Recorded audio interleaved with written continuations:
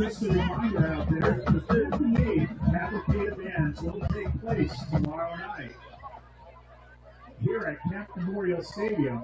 Gates open at 5, competition begins at 6. There will be 10 bands competing, and the Bloomsburg University Band will put on a special performance.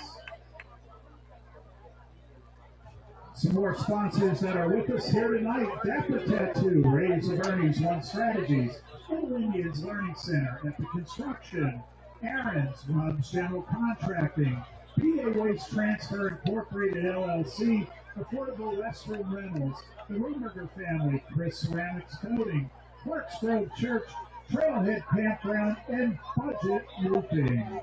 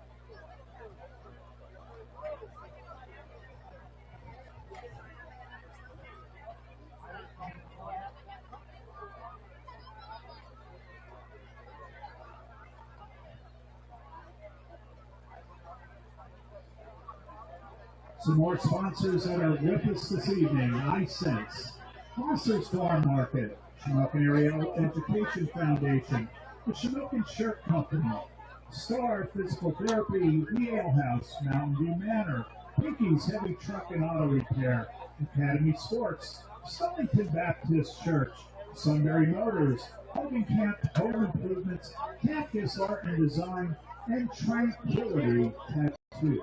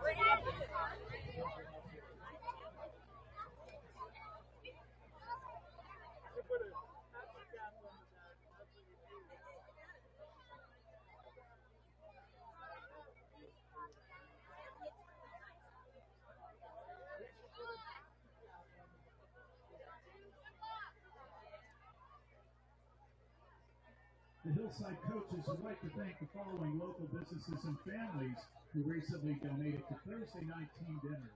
The Fairview Golf Club for providing the venue. Indian fans, on your feet.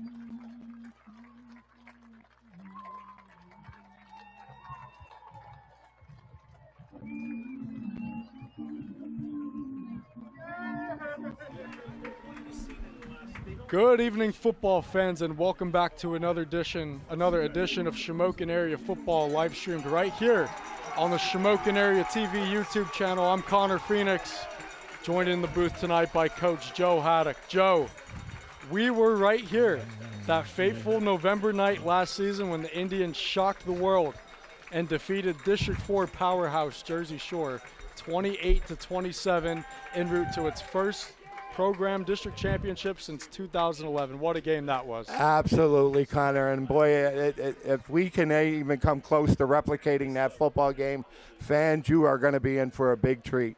Here we are in the second weekend, September. It's 80 degrees. It's a beautiful night. And here we are in week 4, and everybody had this game circled on the calendar, Connor. For a long time. And what a game that was. I mean, it was ultimately capped off by a drop pass in the end zone by Bulldogs superstar Bo Sechrist. Little spoiler alert, he is back for this high-powered Jersey Shore offense. We're going to take a little break here for the playing of our national anthem. Around our nation.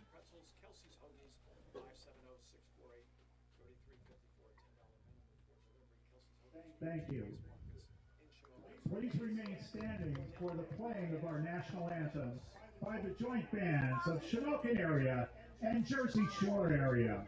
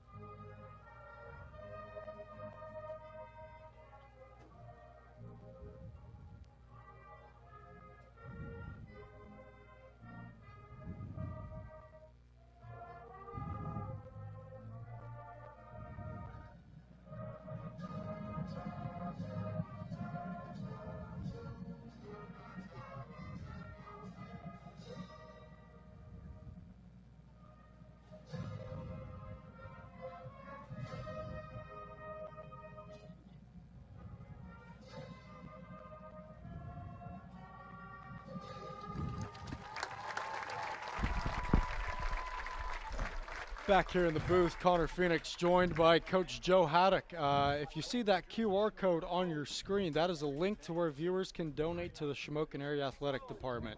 We would like to continue to improve our live stream that we are bringing to viewers out there, and also continue to improve the facilities and experiences for our student athletes. If you appreciate the ability to watch our football team from the comfort of your home or wherever you may be, we ask that you make a donation to the athletic department so we can continue to improve our service to you and support our student athletes at the same time. Tonight's live stream is brought to you by Area Services, Josh Clay has Speed Kills Performance Training in Mount Carmel, 570-274-9017. And by the 1991 graduate and Shamokin area football and Navy football alum, Chris Hodrick. Joe, tonight's venue is the gorgeous Bridie Ruane Field at Kemp Memorial Stadium as the 3-0 Shamokin Indians host the 3-0 Jersey Shore Bulldogs in a Week 4 showdown. Nowhere else I'd rather be right now. Oh, well said, Connor. Well said. And again, a big shout out to all our sponsors, here tonight. But again, a game, beautiful night here tonight. Big crowd out here. Shamokin, Jersey Shore has some big crowds out there. But for the people that can't come out to see us, I'm glad you're tuning in to us. A lot of people out here, all right, broadcasting this game tonight, Connor. So, everybody knows this is the game of the year right now, here. All eyes on this one.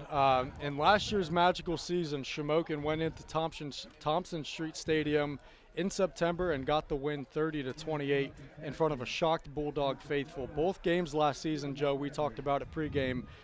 Between these two programs, we're only separated by 3 points. Shamokin went up there and won by 2. Jersey Shore lost by 1 here in the district championship. So if that's not a precursor of what we're in store for here tonight, I don't know what is. Listen, Coach Tom Gravish over there at Jersey Shore. Jersey Shore used to be a doormat, in the Heartland Conference. He's up there maybe, 9 or 10 years now, and he has turned that program into a state power. Everybody wanted to be like him. Everybody wanted to play like him, and Shamokin did a great job in catching up to him, last year. But, again, these are two well-coached, well-groomed teams ready to give us a great football game tonight, Connor. And in both those games last year, Bulldog senior running back Bo Sechrist, he gave us fits. And he is back on the field tonight for the Bulldogs. I think he's one of the players that the Indians have circled. I mean, we know how potent Jersey Shore's offense is, but I think if they start with containing Sechrist, they'll be in good shape tonight because Sechrist, he's just as dominant as a running back as Zakem Clinton. I mean, just last week in the 49-6 win against Selinsgrove, Bo Sechrist. As the fireworks are going off, everybody's getting ready. Bo Sechrist, 21 carries, 131 yards, 3 touchdowns last week, Joe, versus the Seals. Yeah, that'll definitely be the main focus of Shamokin's defense tonight. Another main focus, Coach Persing, I know, has stress to his team. Coach Persing wasn't real happy with his ball club last week. No, he was not. He was not happy, and it was the result of 12 penalties for 120 yards.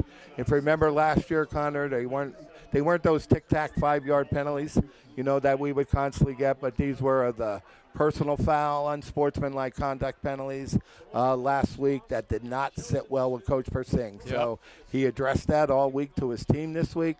They cannot have those type of mistakes against this team or it's going to come back to haunt them, Connor. Steinhardt's ready to go. Bulldogs have Carter Reinhardt and someone else back to return.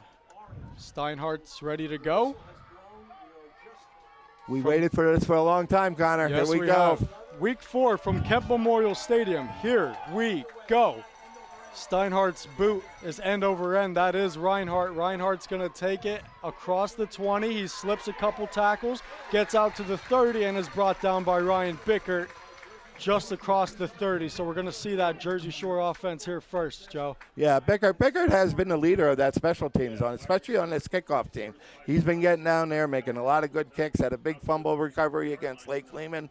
And right away, Jersey Shore's coming out no huddle. They like to move fast, Connor. Yes, they do. We've seen that in the previous 2 seasons.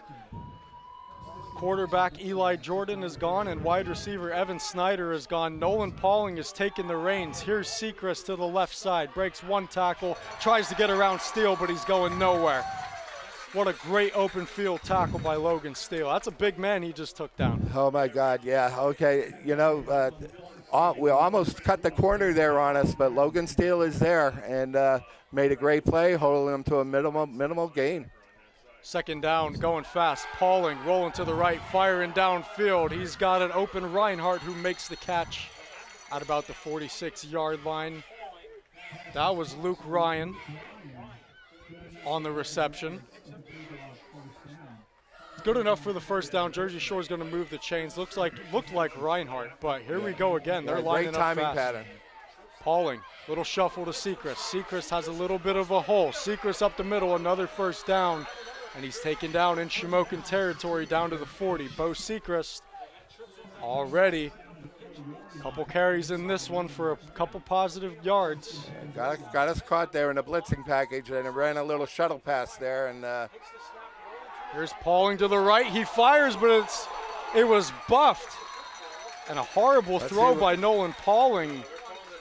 They called it a fumble. Pauling fell on it. He was right there, but Butterfingers caused the ball to slip out. Second down. Well, I guess it ain't. I guess it isn't the NFL, Connor. I really thought he kind of had his arm moving forward on that, but they rolled it a fumble. It popped out of his arm, and what a break that would have been for the Indians to come up with that. But they got him second and long. Needed something to slow this offense down. Pauling's going to fire to the right. He's got an open man. Pass is complete. Slips up one tackle and then shakes it to the outside, and close to the first down is number 6, Carson Watkins. Called his name a couple times last year in the district championship. Listen, this sophomore quarterback, Connor, right? This sophomore quarterback's putting the ball right on a number. He's running this quick offense very well. Pauling hands it off up the middle. Sechrist looks like he didn't get there. It all depends on the spot. But it looks like he's a little short, and it's going to bring up fourth down. I can't see the Bulldog offense coming off, Joe. No, absolutely not. That's this could be a big stop here for the Indians' defense. First big play of the football game coming up, Connor. Pauling does have a lot of zip on that ball. He is a sophomore. Oh, they moved. Jersey Shore moved. We have a false start on the Bulldogs now. Yeah. Let's see what head coach Tom Gravish does here. I think he's going to keep him out there. Yeah, number 65, the right tackle, did a little flinch out there and put him in a little better, put the Indian defense in a little better situation. 4th and 6. 4th and 6. First big play of the game. Sechrist is lined up to the right of Pauling. Pauling takes the snap. He's going to roll to the right. In pursuit is the Kem Clinton. And Pauling's still alive. He looks downfield. He's going to the end zone. He's got a man. Touchdown, Jersey Shore.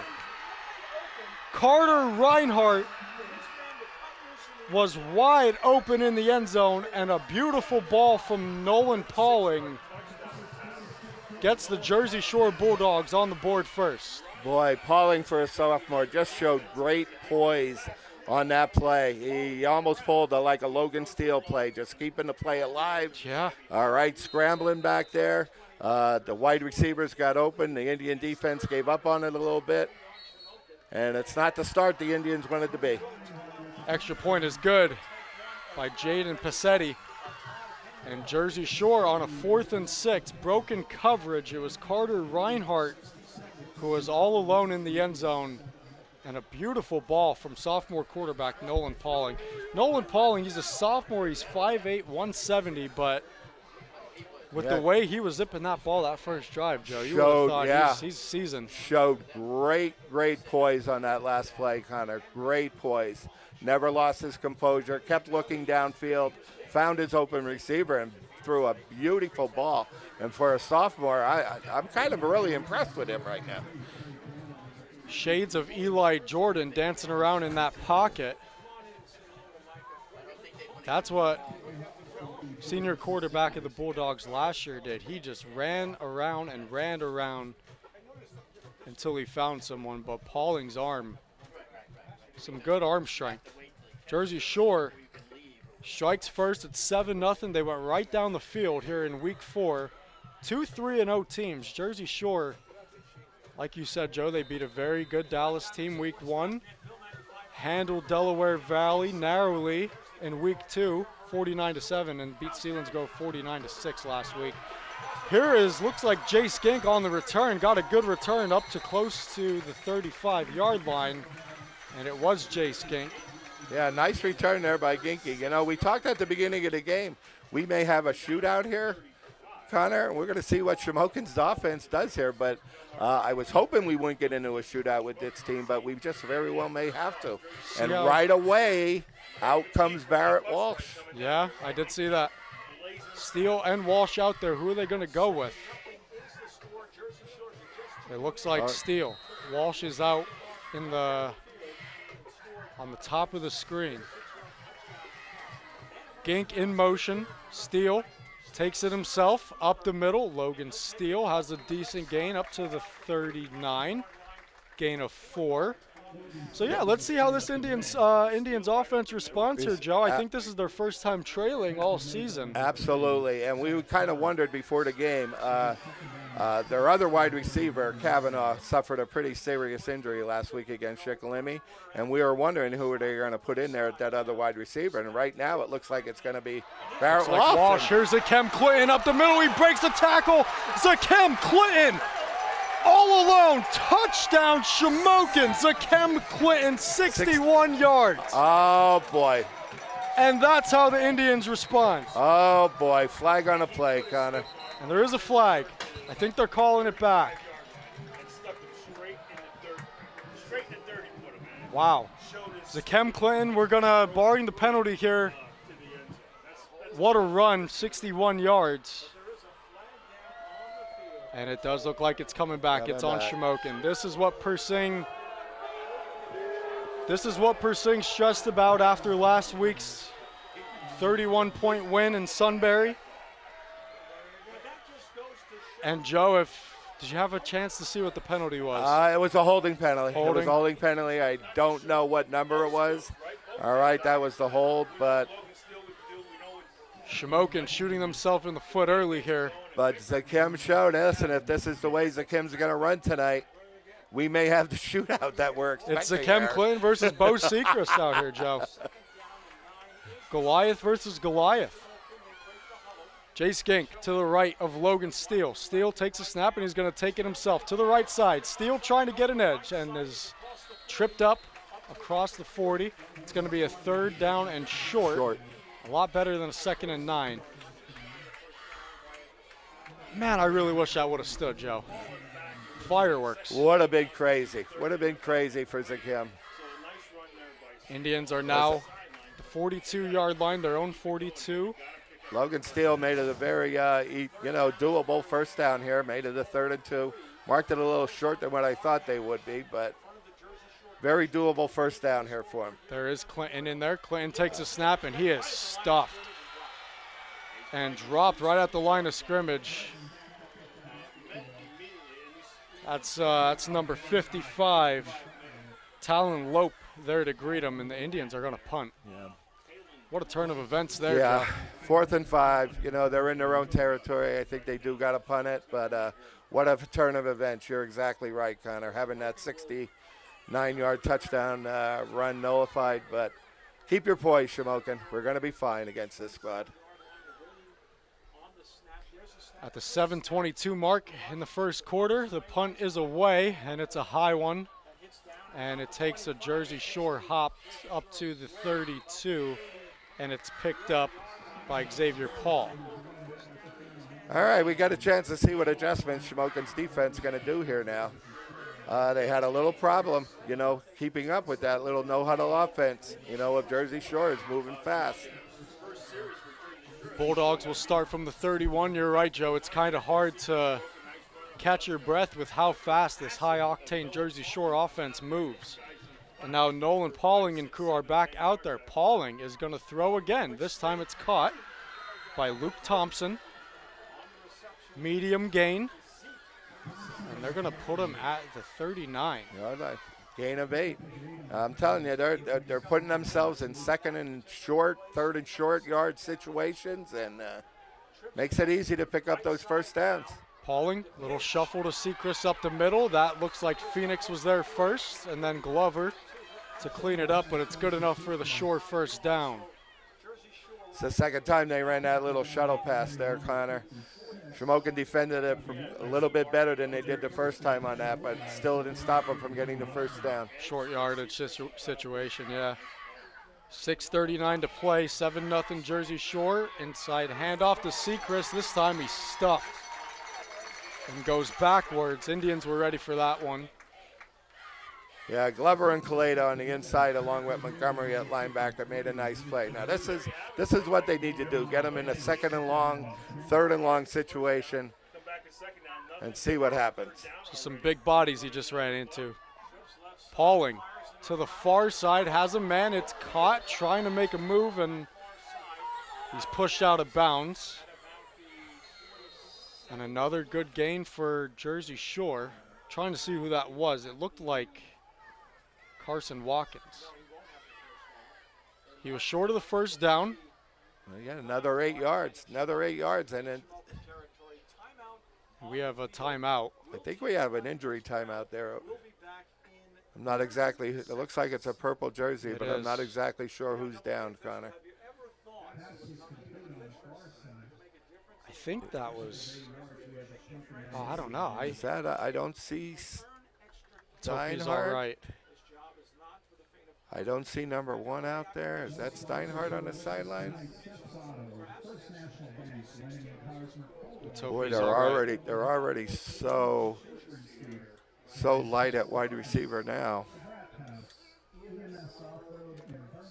Thought it was Xavier Paul at first, but he's out there walking Yeah, I around. see number 11 out there. Oh no, there's Steinhardt, number 1. You could be right. It could be Xavier. Could be. No, there's Xavier, number 11. Xavier's I out see there, here. yeah. Yep. I see Steinhardt. Get a look here in a moment. Yep. Jersey Shore sideline takes a knee. Takes a knee. Yep. And now the players on the field and the Shamokin sideline. It's not Steinhardt. He's a corner on that side. Gink's out there as a safety. And Trying to think who's not out there, Connor. Let's hope he gets up, walks off under his own power, but Seeing some there's a movement lot of over there. concern over there. This has to be the warmest night of the season thus far. And you would expect on a night like that. You can hear a pin drop at Kemp Memorial Stadium right now. And that's Dylan Oh my God, Phoenix. that's Dylan. Holy moly. Dylan Phoenix is the injured player for the Indians. On the Jersey Shore sideline, he's being attended to.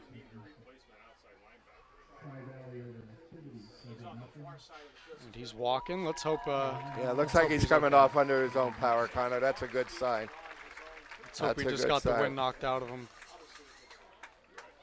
he's walking off under his own power. He should get back to the game. Yeah, it looks like number 3, Cooper Rosnock, the junior, is going in to replace him at that outside linebacker spot. Phoenix is now limping off the field. Good sportsmanship there by the Jersey Shore. Number 7, Luke Ryan. Yep. Good sportsmanship. Dylan has been playing so well this year. Yes, he has. His season came up short last year because of the surgery, that he had, and he's been playing so well this year. Yeah, hopefully it's nothing serious. 3rd and God. 2. Man in motion, Pauling inside to Sechrist again, and he's stuffed and going backwards. We have a penalty marker on the play, but the Indians were ready for Bo Sechrist, and Well, it looks like the D line got that inside running game kind of figured out a little Yep. bit. They're kind of shutting that down a little bit, but it's that quick pass game that's been giving them a lot of problems. So, it's looking like oh my it's on God, Shamokin. Face mask on 5-yard Shamokin. face mark. Gonna give them a first down. So instead of Sechrist being stopped, it's another Indians penalty and a first down for Jersey Shore from the Shamokin 45-yard line. Up 7-0. Sechrist is to the right of Nolan Pauling. Pauling looking to pass again. He's rolling to the right, fires to the near side. He's got a man. It's complete to Luke Ryan. And it looks like it was close to another first down, Joe. I'll tell you what, they've been running that timing pattern, so well tonight. That sophomore quarterback and this number 7, the wide receiver for Jersey Shore, has just been on the same page. I mean, he's throwing it where he's going to be, and they have some great timing on it. Gain of 9 from the 36. Here's Pauling taking it himself on the read option, and he is taken down, but good enough for the Jersey Shore first down. Bulldogs offense, Indians are looking for any kind of answer for a stop right now. Yeah, I know they've been working on that option all week. I know that's been one of the favorite plays of theirs. But again, they held it to a minimum gain. They only needed a yard for the first down, but look for this rollout. Pauling, pump fake, going to the over the middle, and it's over the head of Carter Reinhardt, incomplete, 2nd and 10. And Joe, I mean, it's September 12th. The game 2 weeks ago was colder than it is today. I mean, it's even hot in the booth. We have the window open. We have the windows open. You couldn't ask for a better night here, Connor. Oh, my God, where else would you rather be? This is perfect high school football weather. Pauling out to the right and tripped up there for a short gain.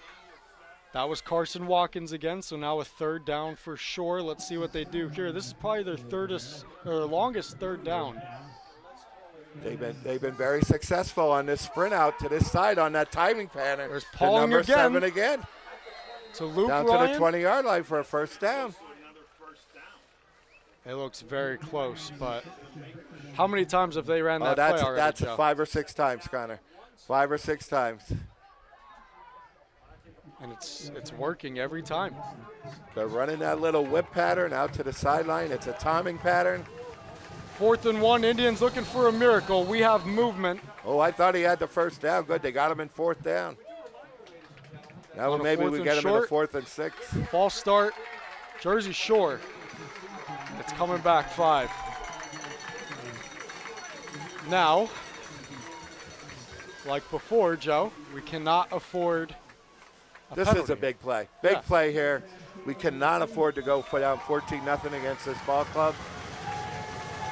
4th down and 6 for Jersey Shore from the 27-yard line. They're in that trips formation. Trips formation. Pauling's back to pass. Now we scrambling to the right. Fires over the middle. Oh! Picked off by Logan Steele. Steele coming the other way, and he's taken down right across the 30-yard line. Steele, Johnny on the spot once again. He's got another interception. Exactly what the Shamokin defense needed right now, Connor. Boy, they needed that boost. Hopefully that's going to pick up the offense here. And big play by Logan Steele there on 4th down. Ill-advised throw by Nolan Pauling over the middle, and Steele, he don't miss too many of those. No. That's it. That quarterback's been playing so well all night, making those passes, on the corner. Ill-advised play. You don't throw that ball down the middle when Logan Steele's sitting there. Off his back foot. Trying to get it to Luke Thompson, but instead it's a turnover. And Joe, just like last fall's game, turnovers are what matter in games like these, and the Indians get the first one. I don't know what they're discussing. I don't know if there was another flag after the play. They're talking to the people in purple, but. So the Indians on their first drive, they had a 61-yard touchdown run erased by Zakem Clinton on a penalty. Steele, inside handoff to Gink. Gink trying to get going, and he fumbled the ball.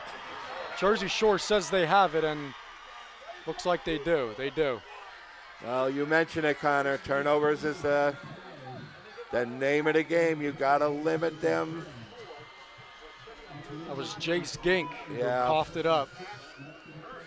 And just like that, the Bulldogs recover once again deep inside Shamokin territory. Not what they need there.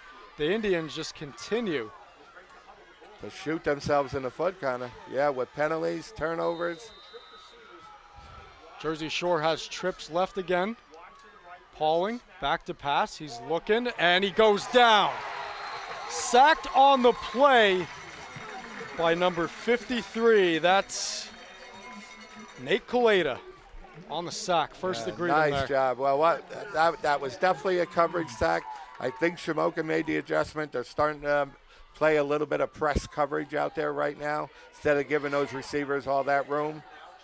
Loss of 5, 2nd and 15. Here comes Quentin, and Quentin. Here comes Zakem. Oh, that referee's reaching. Clinton just clotheslined Nolan Pauling all the way back to near midfield Oh my goodness, what a hit by Zakem Clinton. Watch this replay. Pauling didn't even see him. Nope, didn't even see him coming.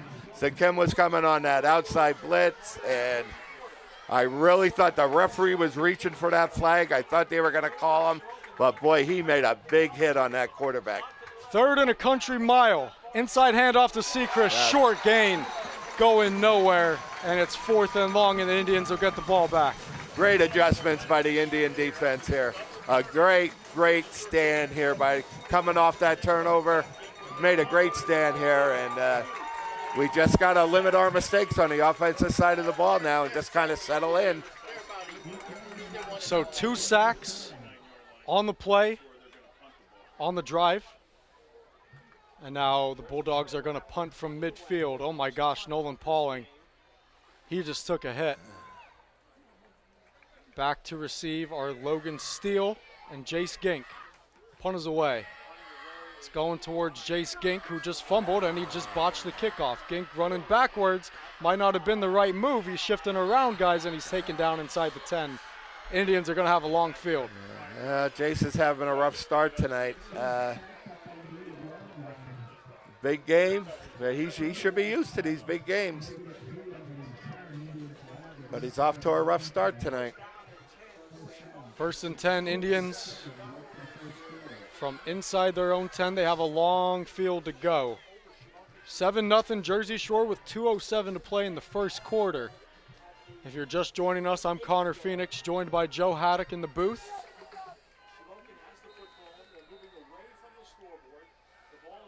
And if you're not here to witness this in person, we thank you for tuning in on Shamokin Area TV's YouTube channel. It's good to be with you.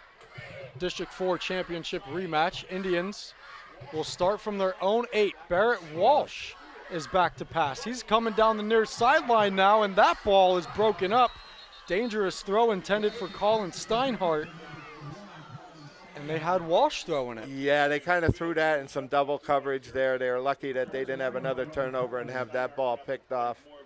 But Barrett Walsh has a lot of confidence in his receivers. He's hoping his receivers will go up there and make a play on it. But we are fortunate throwing in double coverage there that we didn't have another turnover.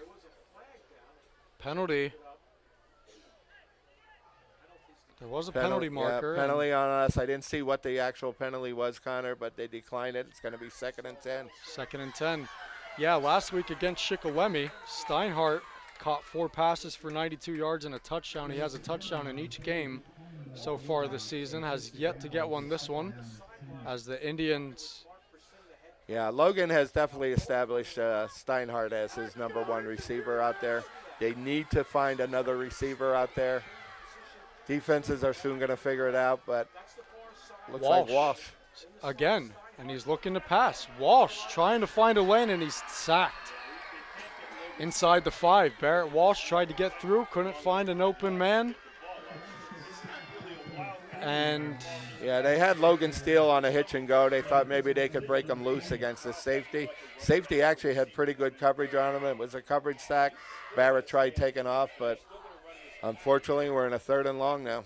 3rd and 14 from the 4 now. This Indians are backed up against a wall. From the 4, Zakem Clinton is the back. Barrett Walsh on one side, Steinhardt to the other.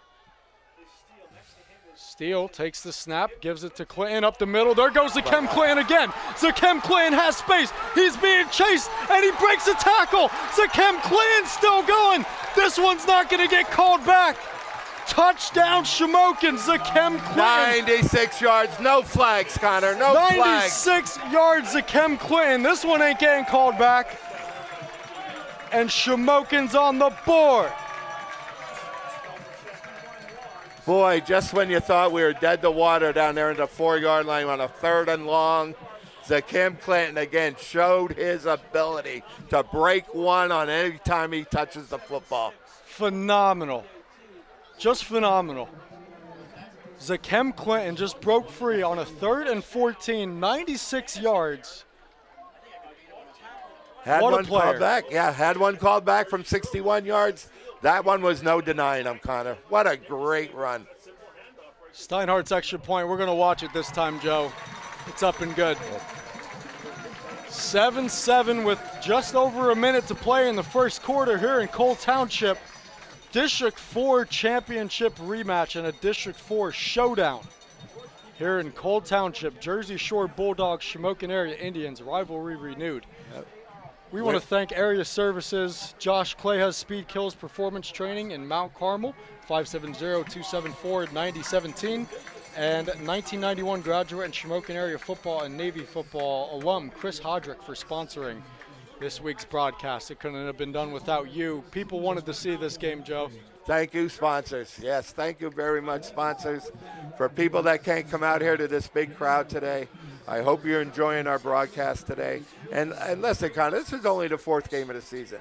But look at the ramifications of this game. Winner of this game is probably guaranteed home field advantage through the whole District 4 playoffs. Yep. But this is the type of game we're expecting tonight. Yep. You know, great football game by 2 very good ball clubs. Both games last year were very exciting. Like I said, I'd still tell people that district championship, one of the best games on any level of football I've seen. Steinhardt's back to boot it away. 7-7. Let's hope Shamokin can flip the field here a little bit. We've been giving Jersey Shore a lot of good field position through this first quarter. Steinhardt's kick is going to go into the hands of Carter Reinhardt. Reinhardt looking for space, and he has nowhere to go. He's taken down inside the 20. So that's where Jersey Shore will start their next drive. Let's see where it's Nice officially play. spotted. Number 8 by Julian Duganit's down there on the play on that special teams. And like I said, we got to flip the field there a little bit. Now Shamokin's defense has this Jersey Shore offense figured out. We could get this thing going a little bit. Indians are on the board, 7-7, first quarter. Nolan Pauling and crew back out there from the 18-yard line of Jersey Shore, call it. Pauling hands it off. Well, it doesn't look like Sechrist this time, but it's a good gain nonetheless. That's Cash Harrett. Yeah, Joe, I was talking to you about him before the game. They have another dual threat at running back, Bo Sechrist and that Cash Harrett. Absolutely, Connor. We were talking about him before the game. He was the kind of guy, you know, that we were worried about. Nobody pays attention to him. But listen, he had some good stats last week, if I remember, right, out of that in that Sealands Grove game. So he's going to be a guy that we have to reckon with. Yeah, he had 16 carries for 86 yards, 2 touchdowns. Bo Sechrist, he averages 116.3 rushing yards per game. And Cash Harrett, he averages 82.7. Harrett has 5 total touchdowns this year. And Sechrist, yeah, he's averaging 116 rushing yards a game. And even the quarterback, some stats on Nolan Pauling, some season stats. He's completed 34 of 52 passes for 537 yards.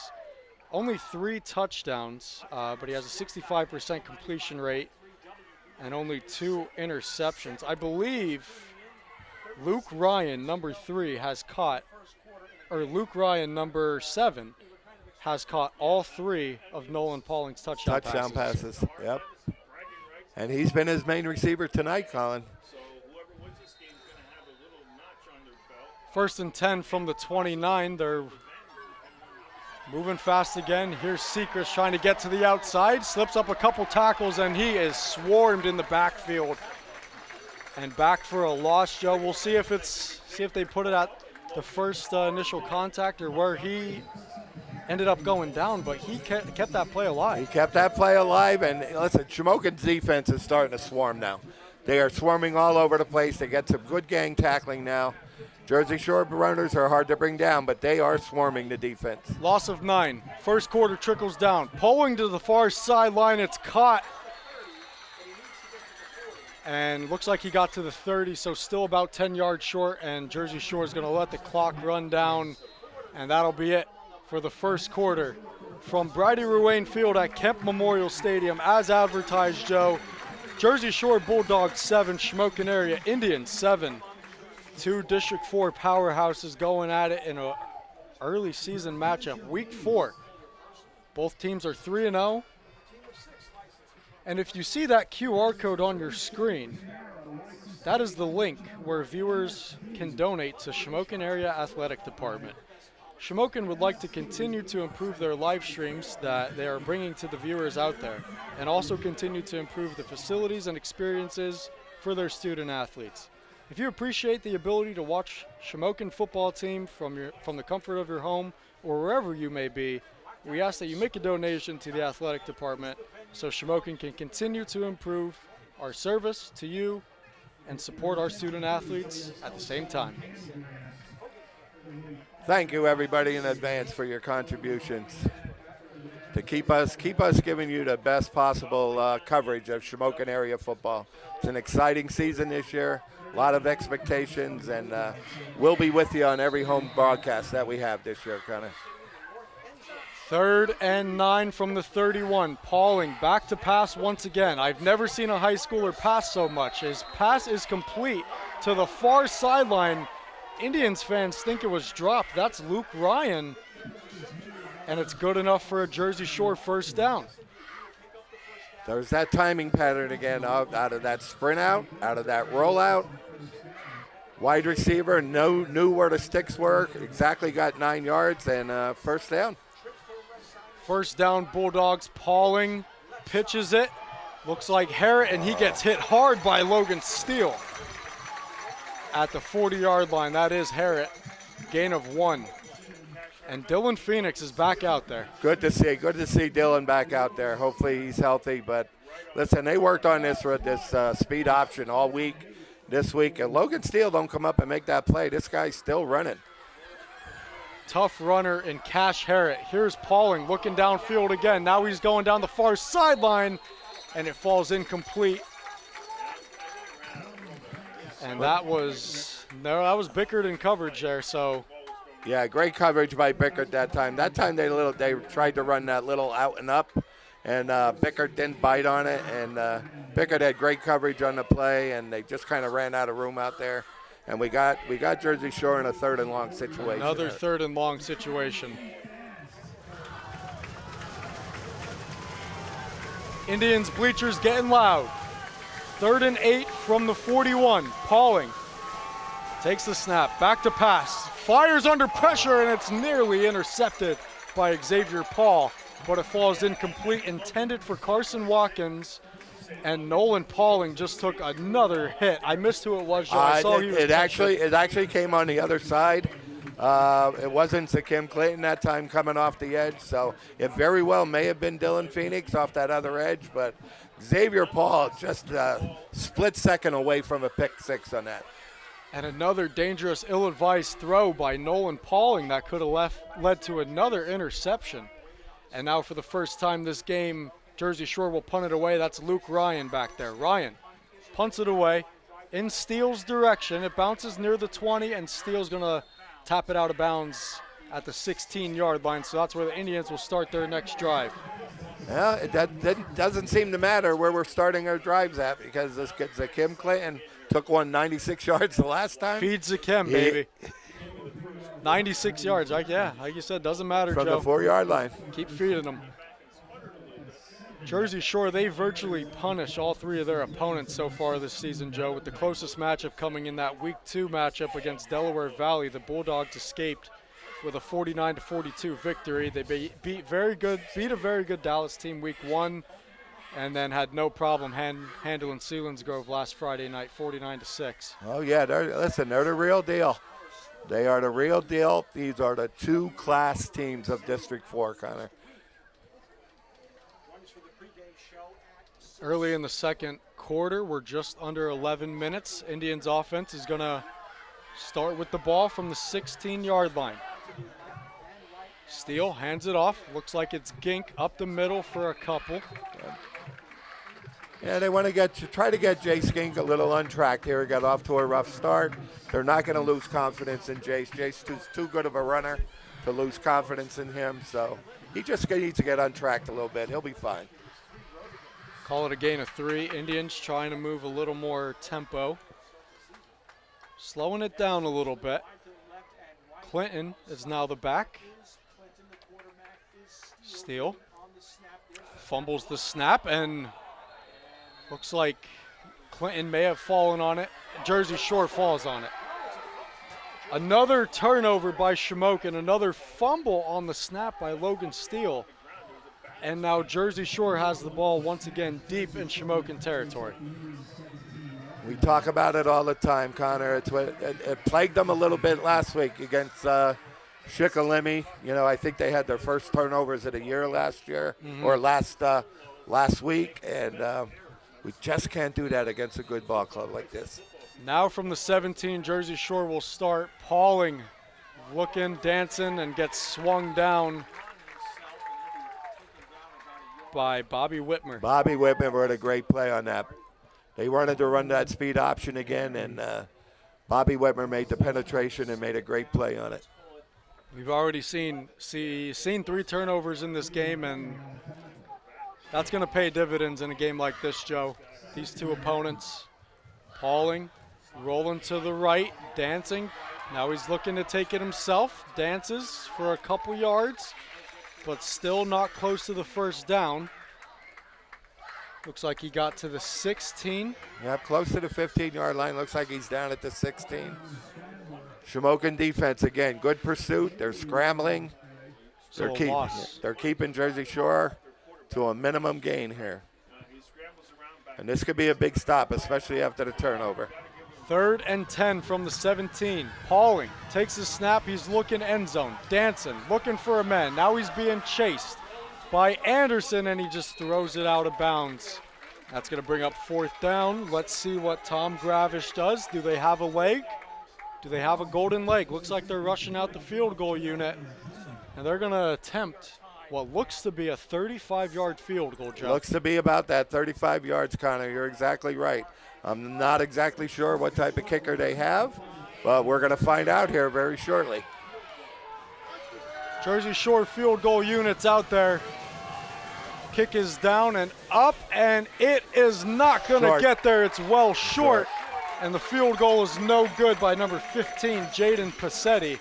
So the defense come up big, Connor. Big stop there. Defense came up big, yep. After the fumble, a 3-and-out, and a missed field goal. So now the Indians got to take advantage of that. Hop right on that. Quick drive. We're up to down to 9 minutes in the second quarter. 1st and 10 from, once again, Joe, the 17. What a battle. What a battle we're seeing here. What a battle. Already. Quick score update. Southern Columbia leads Mount Carmel area 21-7. Early in that one. This one's 7-7. Indians offense back out. Here's Steele up the middle. He's still churning and finally taken down, but after a good gain, Joe. Just kept those legs moving. Yeah, Logan Steele don't need much room out there. He found that little crease in the offensive line and really got together for 5-6 yards, it looks like he got there. Connor Phoenix and Joe Haddock in the booth. Thank you, everyone, for joining for this District 4 showdown.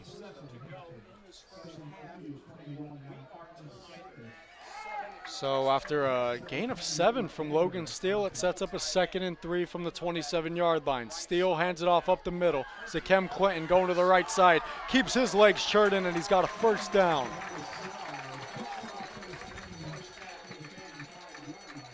That'll be the recipe, Joe. Feed him.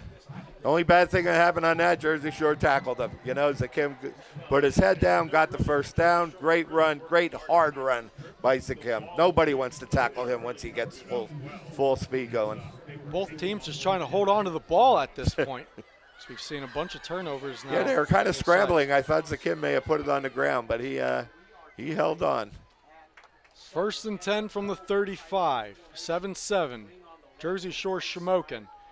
Jay Skink is in motion. Steele taking it himself to the right side, gets a good block. Steele up the sideline and gets pushed out of bounds near midfield, but good enough for another Shamokin area 1st down. Yeah, again, he found that seam, and then he cut the corner and just had that space down the sideline for another big gain. Shamokin's got a nice drive going here. Started at, the 20-yard line, got a nice drive going. At the 17. Running some clock.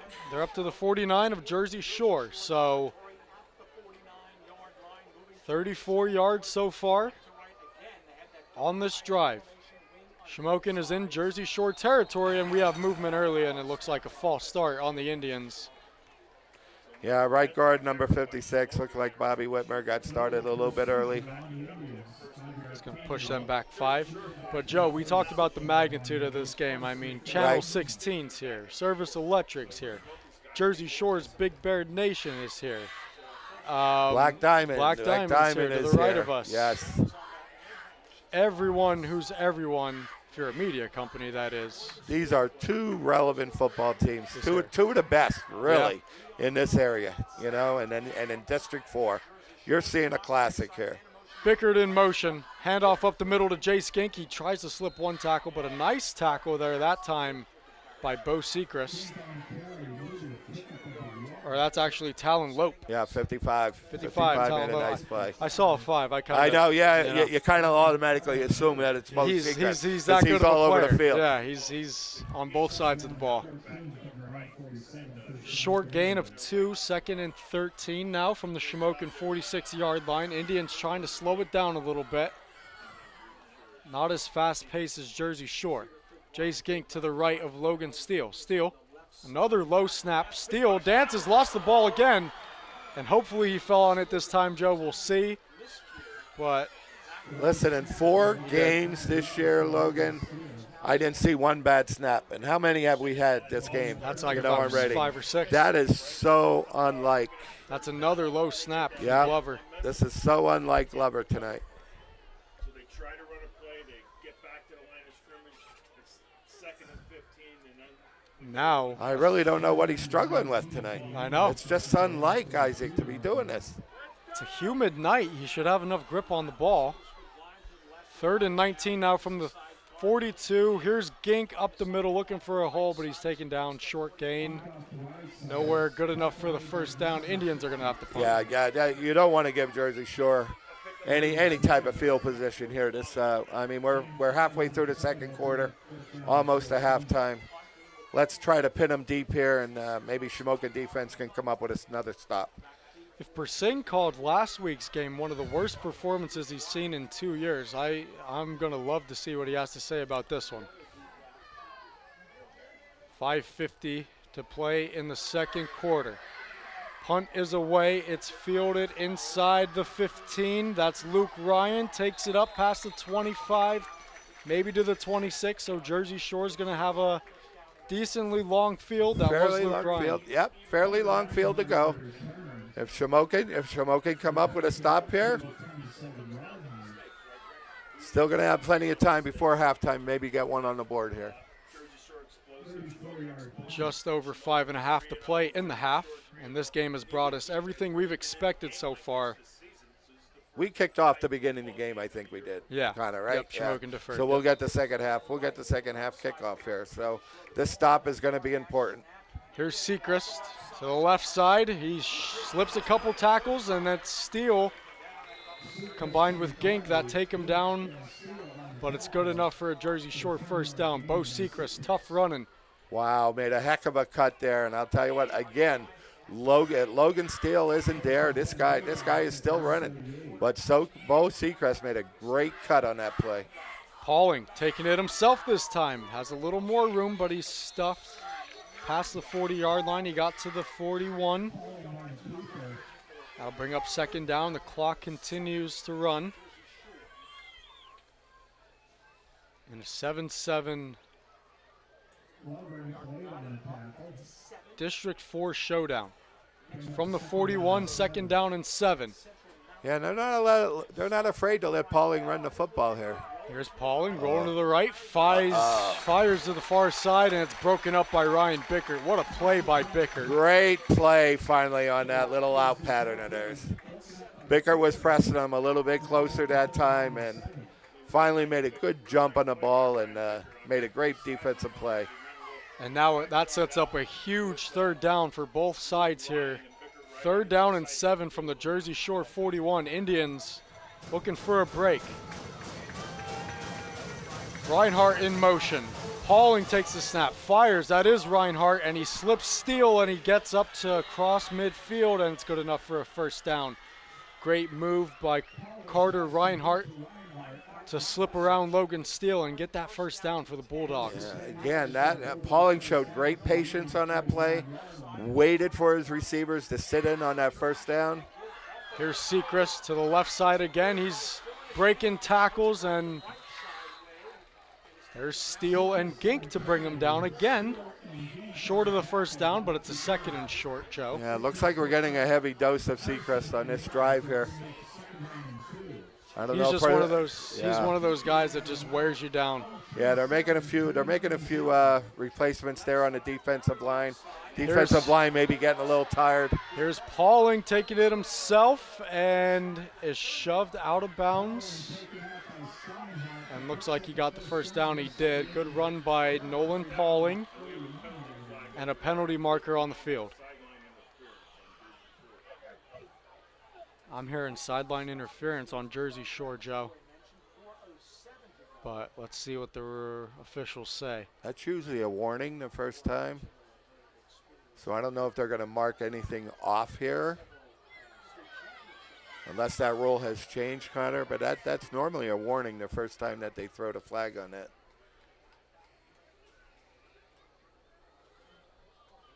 Unsportsmanlike conduct. On Jersey Shore, nope.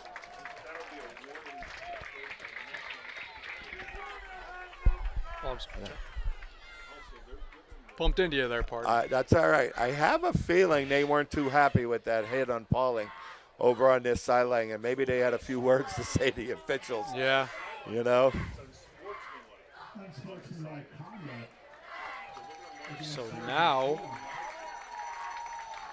it's kind of a spot foul, so it's still a 1st and 10. Jersey Shore still has ball, good field position. Shamokin's 47-yard line. But it kind of derailed their drive a little bit, hopefully. Yep. Let's hope. I mean, Joe, if you remember in that district championship game, they had like 5 false starts in a row. Pauling takes the snap, fakes the handoff, and rolls to the right. Almost trips up and fires it out of bounds, incomplete. Trying to get it to Luke Ryan there that time. Luke Ryan, he's a senior wide receiver. He's 6 foot, 190. He's the one that's caught all 3 touchdown passes from. Well, he caught one earlier. Yeah, caught one earlier and too. He's been showing. He's been showing it tonight. But listen, something's going on down there. Pauling's having problems with that snap a little bit also. Sechrist off the left side to the 45. Actually, Joe, you know what? I think that was Carter Reinhardt earlier who caught that touchdown. So he has 3 to Luke Ryan and 1 to Reinhardt now. Short gain by Sechrist, though. It's going to bring up a 3rd down. Big play here for the Indians defense. Shamokin side getting loud, stomping on the bleachers and making noise. 3rd down and 7 from the Shamokin 45-yard line. 3.5 to play in the half. So here's my guess. I think they're going to go with that rollout to the right again. Let's send Zakim. There we go. Nope. Pauling looks over the middle and is dropped by Carter Reinhardt that time. He tried to get it to Reinhardt over the middle, but it was dropped. So now a 4th and 7. Indians are going to get the ball back with 3:18 to play in the second quarter. Good stop for the Indians. Great stop. Was helped by that penalty, but Luke Ryan to punt it away. Jersey Shore, white jerseys, orange pants with a black line on the side. Indians in their white pants and purple jerseys tonight. And Luke Ryan's punt was nearly blocked. Here's Steele fielding it, bringing it to the far side. Steele looking for a lane, and he's taken down to about the 20, at about the 20, so that's where Shamokin will start their next drive. 7-7 game. Yeah, I was just thinking, I think their offense is going to, be dictated by their field position here with 3 minutes left. I don't know if they're going to take a shot here or not, Connor, but they don't have bad field position, but you don't want to make any bad mistakes here this late in the half. Just let Zakem take it 80 yards? Right, absolutely. That would be my game plan. That would work, yeah, that would help. 1st and 10 from the 20-yard line. I see Trey Taylor out there for the Indians, number 23. I think the Indians have a lot of time to work with here. Time is on their side for sure. 3 minutes They Depends got how two fast they timeouts move. left. Yep. Jace Gink, Trey Taylor is the back. Gink in motion, and we have some early movement, and the play is going to be called dead. Looks like a false start on the Indians. And another one. I think, Barrett Walsh is in at quarterback right now, Connor. I'm looking for Zakim. They got Trey Taylor out there. I'm looking for Zakim on the sideline. Yeah, he is on the sideline, Connor. There he is, right around the 30-yard line. Yeah? Yeah, I see him. So I don't know if he got banged up a little bit on that last drive. That's Walsh, quick pass out to Steele. Steele trying to make a move. He breaks one tackle, looks for a block, gets it, gets up to about the 25, and he's pushed out of bounds. But Logan Steele turning nothing into something. He had a guy there that could have tackled him right at the line of scrimmage, but he slipped that, and well, that's what they're hoping to get out of him on this part of the offense, Connor. You know, all he got to do is get one-on-one with one of those receivers out there. He slipped out of it, got the sideline a little bit.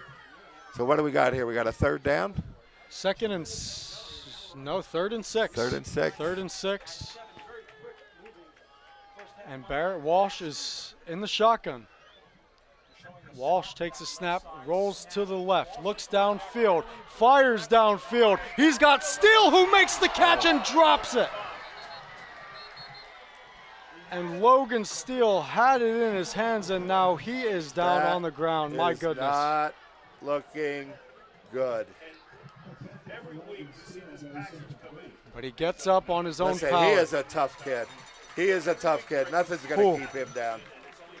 But boy, did he give one heck of an effort trying to get that. Wow, almost came down with it. It was knocked away when he hit the ground. Great effort by Logan Steele. I can picture every fan in the stands knowing him laying there. Just everybody's heart just stopped. Everybody's heart in the joint just stopped. Oh my God. No insider information. But you Oh my goodness, Logan Steele. the first week when they ran Let's hope he's not banged up now.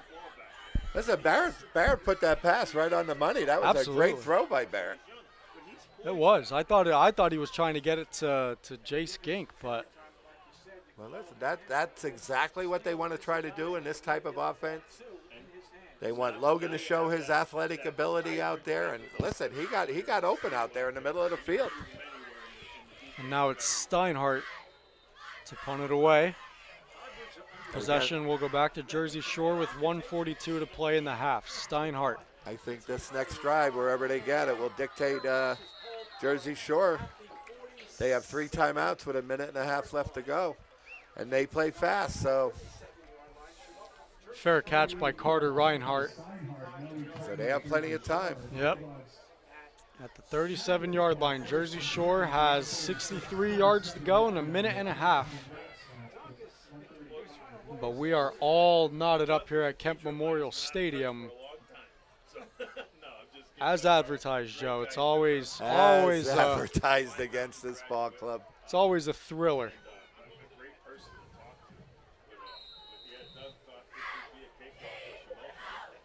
Pauling. Delayed handoff to Sechrist. Sechrist finds a lane, and there goes Bo Sechrist. He's in Shamokin territory, trying to get around Steele, but he's taken down by Steele and Xavier Paul. Deep in Shamokin territory, he might have just taken it to the Shamokin 37 from the Jersey Shore 37. It's kind of like a delayed handoff there. You know, we kind of over-penetrated there a little bit on the defensive line, and Sechrist did the rest. Bulldogs moving fast. Here's Sechrist again to the left side, looking for a lane. He gets tripped up inside the 30. Looks like he's taken down at the 26. Jersey Shore is going to call. Not going to call a timeout. They're going to stay out there. Yeah, the clock is stopped till they move the chains. Pauling takes the snap, rolls to the left. He shakes one tackle, and he's going to scurry out of bounds. Broken play. Pauling had no one to pitch it to and had no one to throw it to. So, yeah, I think they tried to run that little shuffle pass package there, and we kind of covered it pretty well. But I am really impressed with the poise of this Pauling kid. For a sophomore, he's really playing well. Yeah, he is. He's quick. Shades of Elijah Jordan. Yeah, especially in a big game like this.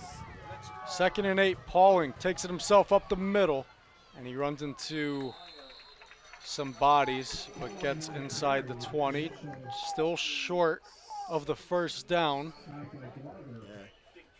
Jersey Shore is going to call their first timeout. Yeah, I think that play was kind of designed to get them in the middle of the field, maybe for their field goal kicker. Even though they're maybe, they're still in position here, 3rd and 6. He was a little short on that 35-yarder, right? Yeah, yep, 35-yard field goal earlier attempt.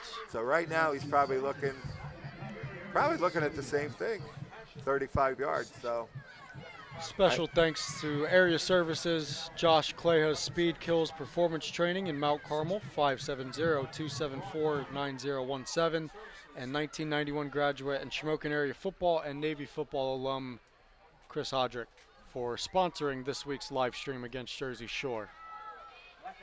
Yeah, Chris Hodrick is one of those organizers of that alumni thing. Is he? Yeah. That we were talking about? Yep, that we were talking about 2 weeks ago.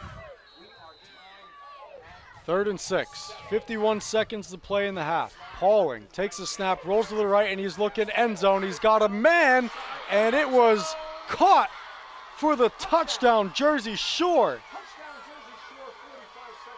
Trying to see who it was.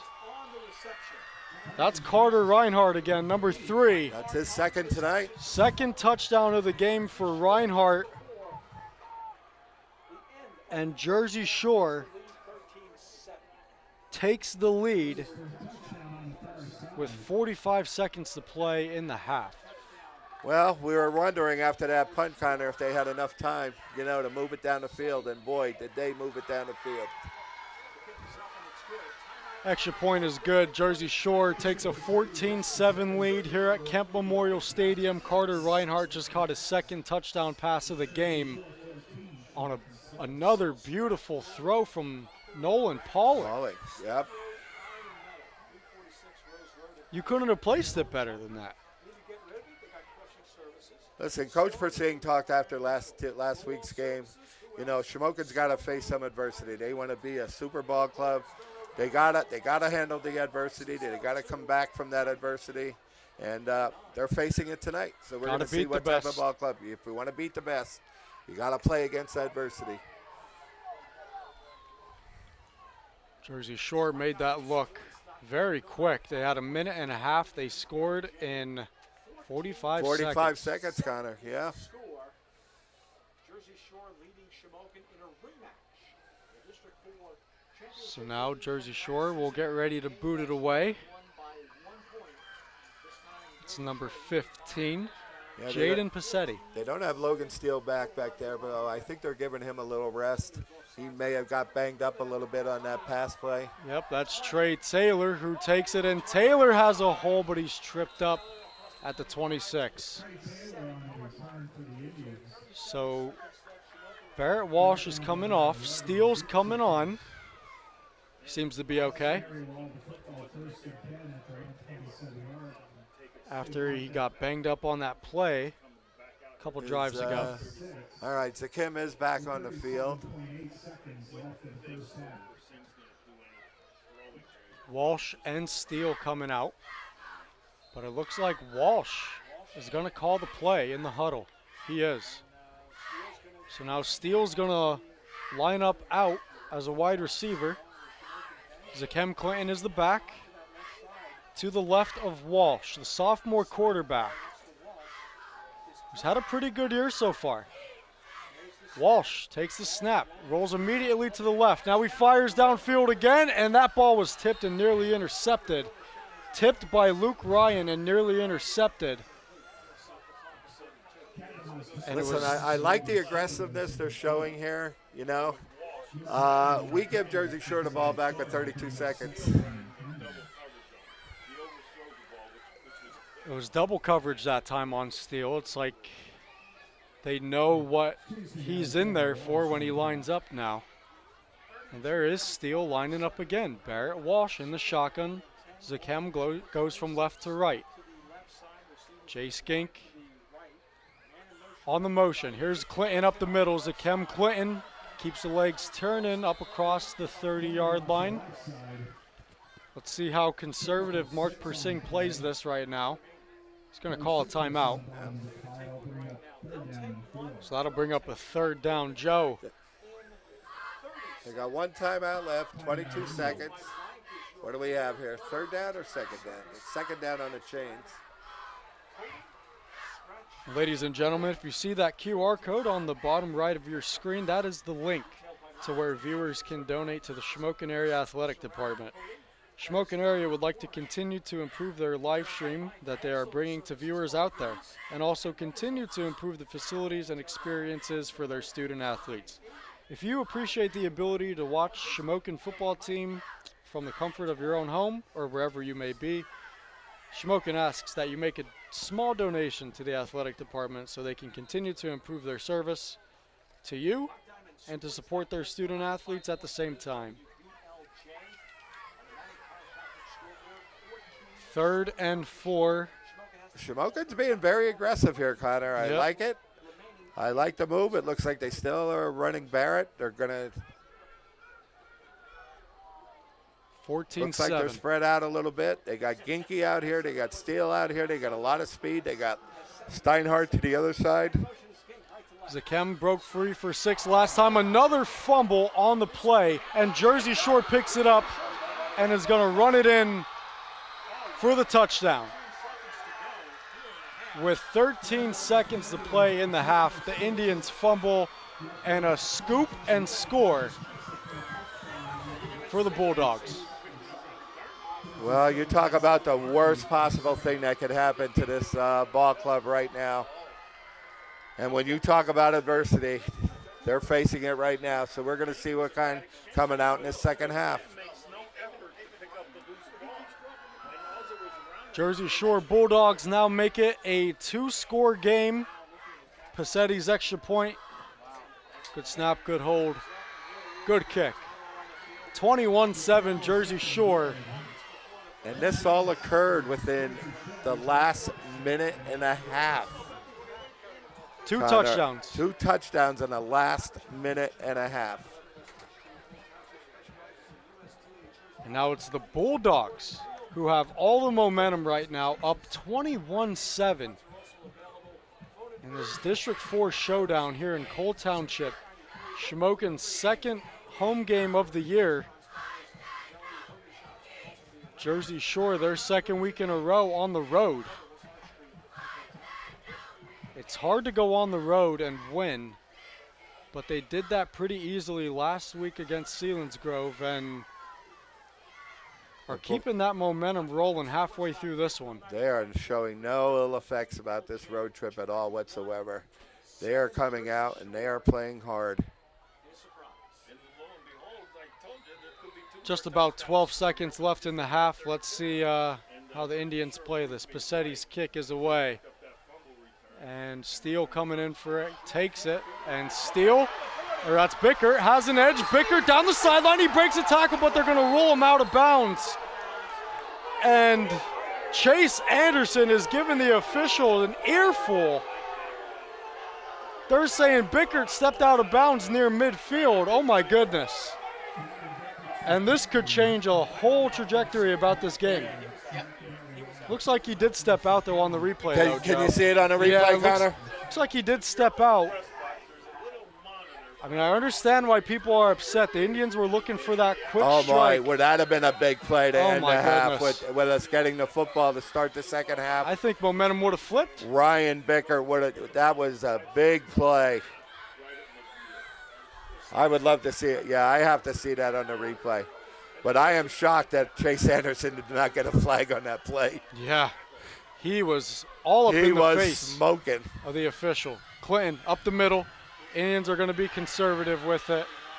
Clinton's taken down near midfield, and that is going to do it for the first half from Bridie Ruane Field at Kemp Memorial Stadium. It's the Jersey Shore Bulldogs who have the 21-7 lead in the District 4 Championship rematch. We're going to take a little break. We're going to regroup with the rest of the team, and we will see you for the second half. 21-7 Jersey Shore. Well, it's everything.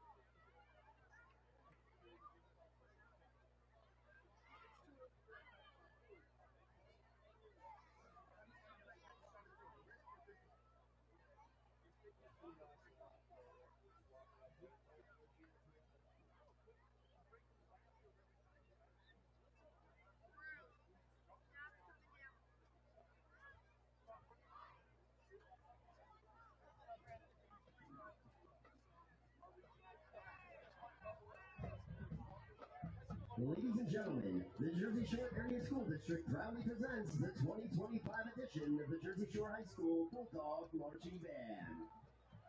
This year, the Bulldog Marching Band celebrates the 100th anniversary of the instrumental program in the Jersey Shore Area School District. Our 2025 show, Dante, takes you on a journey from the Inferno to the salvation of paradise. Our show begins with a prologue featuring Joey Isley on baritone.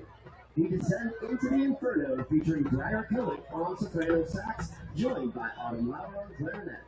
The band continues the journey through Purgatory, highlighting the quintet of Ali Trajan and Layla Young on trumpet, Briar Cohen on horn, Kevin Larry on trombone, Jackson Rain on baritone, and joined by Malachi Bowen on tuba.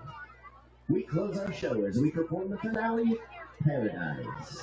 All arrangements are by Randall Standards, used with permission from Grand Mesa Marching. The band is under the direction of Mr. Christopher Lahr. Support staff include Brenna Henry, Assistant Director, Tyler Walk, Color Guard Instructor, and Quinn Henry, Percussion Instructor. Our drill was designed specifically for the band by Jeffrey Dent. Our band officers are Ellie Sutcliffe, President, Briar Cohen, Vice President, Joe Isley, Secretary, and Jackson Winter, Treasurer. Briar Cohen and Ellie Sutcliffe are our social media chairs, and Malia Heatherly is our 8th and 9th grade representative. Our student leadership include Briar Cohen and Nick Clue, Woodwind Techs, Joey Isley and Ali Drajan, Brass Techs, Kevin Larry and Layla Young, Marching Techs, Ellie Sutcliffe, Battery Tech, Jackson Winter, Pit Tech, and Alana Green, Color Guard Queen. This year's seniors include Briar Cohen and Ellie Sutcliffe. The band would like to thank the Jersey Shore Music Boosters, Jersey Shore School District staff and administration, and the Jersey Shore School District Board of Education for their effort and support of our many music programs.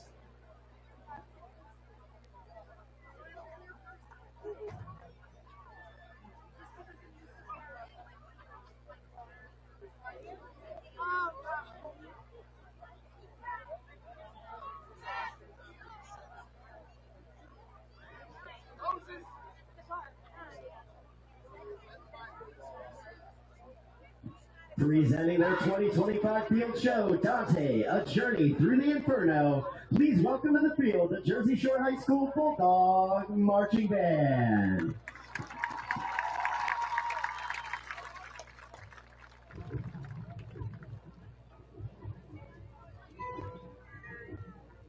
What lies beyond the misty veil of the afterlife?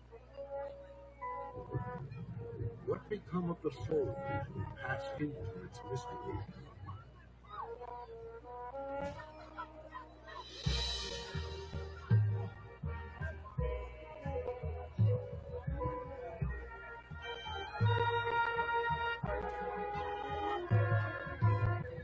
One poet painted a vision of these wonders with words.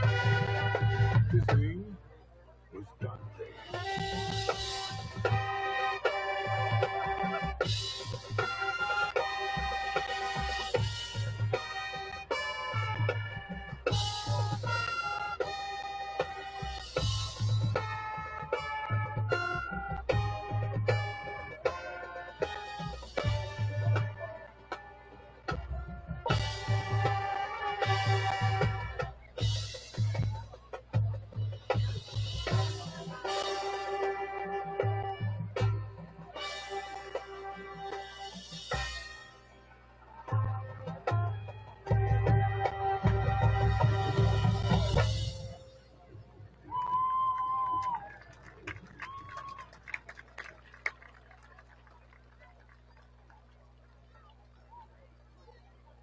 Abandon hope, all ye who enter here.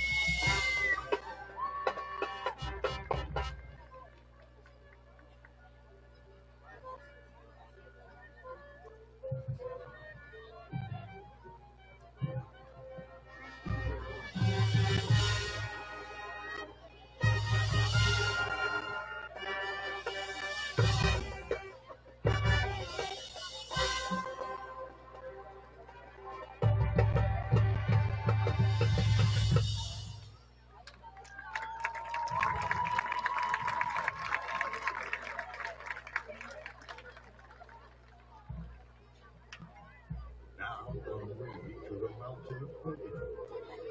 Forward, stand, twist, staring to the people. Radio judgment.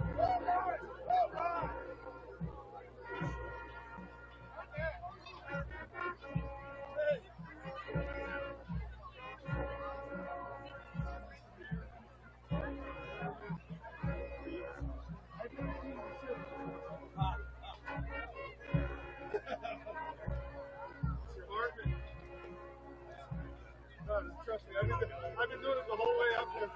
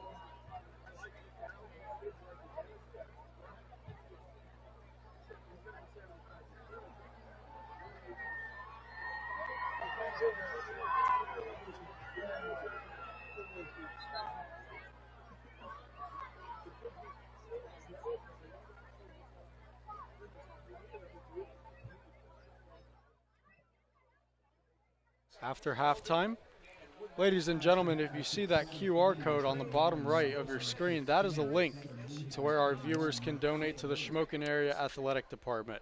Shamokin Area would like to continue to improve their live stream that they bring to the viewers out there, and also continue to improve the facilities and experiences for its student athletes. If you appreciate the ability to watch the Shamokin Area football team from the comfort of your home or wherever you may be, they ask that you make a small donation to the athletic department so that they can continue to improve their service to you and to support their student athletes at the same time. Indians coming out now of the locker room, getting ready to start the second half. They will start the second half with the ball, and we'll see what adjustments they made. They've proven they can stop this Jersey Shore offense. Jersey Shore's had a punt a couple times. They just need to get it going on offense. I mean, the defense adjusted well, right after that first drive when they went ahead 7-0. They took away the running game of Seacrest there in the first quarter, adjusted very well to it. But their problems are on the offensive side of the ball, right now. And they just got to go back to basics, go back to that running game, and let Logan Steele make the plays he normally usually makes. And listen, this is a veteran outfit. This is a veteran outfit out there. They have a lot of good veterans at the skill positions. So I'm expecting a little better second half out of them today. Score update from Catawissa. Southern Columbia Tigers are leading the Mount Carmel area Red Tornadoes at halftime 21-16. It's a rivalry week. Week 4. Jersey Shore Shamokin here at the gorgeous Bridie Ruane Field at Kemp Memorial Stadium, 21-7 Jersey Shore. And we're only in the second week of September, Connor. Only it's still 80 degrees. Yeah. We got the windows open. We're enjoying the fresh air. It's still 80 degrees out there, and it's a beautiful night here at Kemp. Beautiful night for football. Middle of September. It's actually warmer in the press box now than it is outside, Joe. I ran down to the restroom. Oh, you were outside a little bit. Yeah. Where's that breeze that was coming in here last week? Yeah. Windows open right in front of us, but it's not really getting in here, is it? 21-7 Jersey Shore. Just under a minute until we get the second half started. Connor Phoenix joined by Joe Haddock. We want to thank you guys for tuning in on Shamokin Area TV's YouTube. A lot of media here, Big Bear Country, Service Electric, Channel 8, Channel 16, WNEP. All eyes are on this one with a whole half of football to be played. Indians' mistakes have them down right now. No question. They're definitely beating themselves. Jersey Shore came out as advertised, but Shamokin is definitely beating themselves, Connor. But we have a lot of people all over the country watching us today. My son Jordan out there in California, he's probably tuning in today. My son Joel up there in Connecticut, tuning in. Gee, all over, Joe. Yeah, we have them all over the place, pal. Got a brother-in-law in Eastern Pennsylvania, Kurt. He's tuning in, so we have people tuning in all over the place. Thank you to our viewers. Jersey Shore, they had a bigger crowd for the district championship, but decent crowd here tonight. We want to thank Chris Kashmarak, Alicia Carr, and Todd Fiddler for your very generous donations.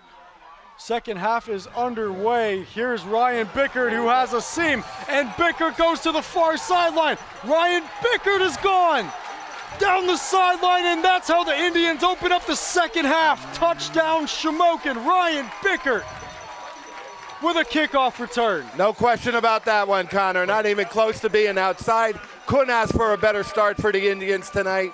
Get that momentum back, and let's go. Let's go, guys. Let's go get them. Exactly what the Indians needed to start this second half. 10 seconds in, Ryan Bickert takes the kickoff to the house.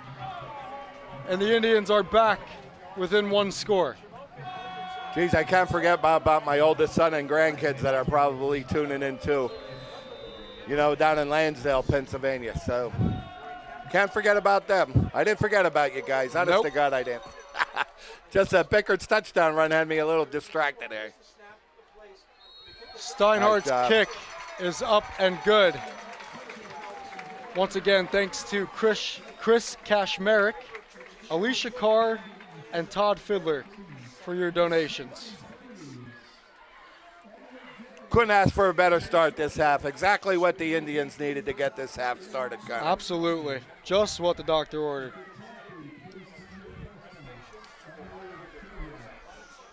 (21-14) now. Indians get that quick strike they were looking for. It was all Bickert. He had that lane. And we got the fans back into it now. Fans are back in it. They got the fans back into it. Everybody's excited. Now we could go. 21-14. I mean, Bickert with how his return was at the end of the half, that was kind of like a little hint that he was going to get one. Listen, he has that capability, you know. Track season last year, he ran a 10-800, and we know he has that killer speed.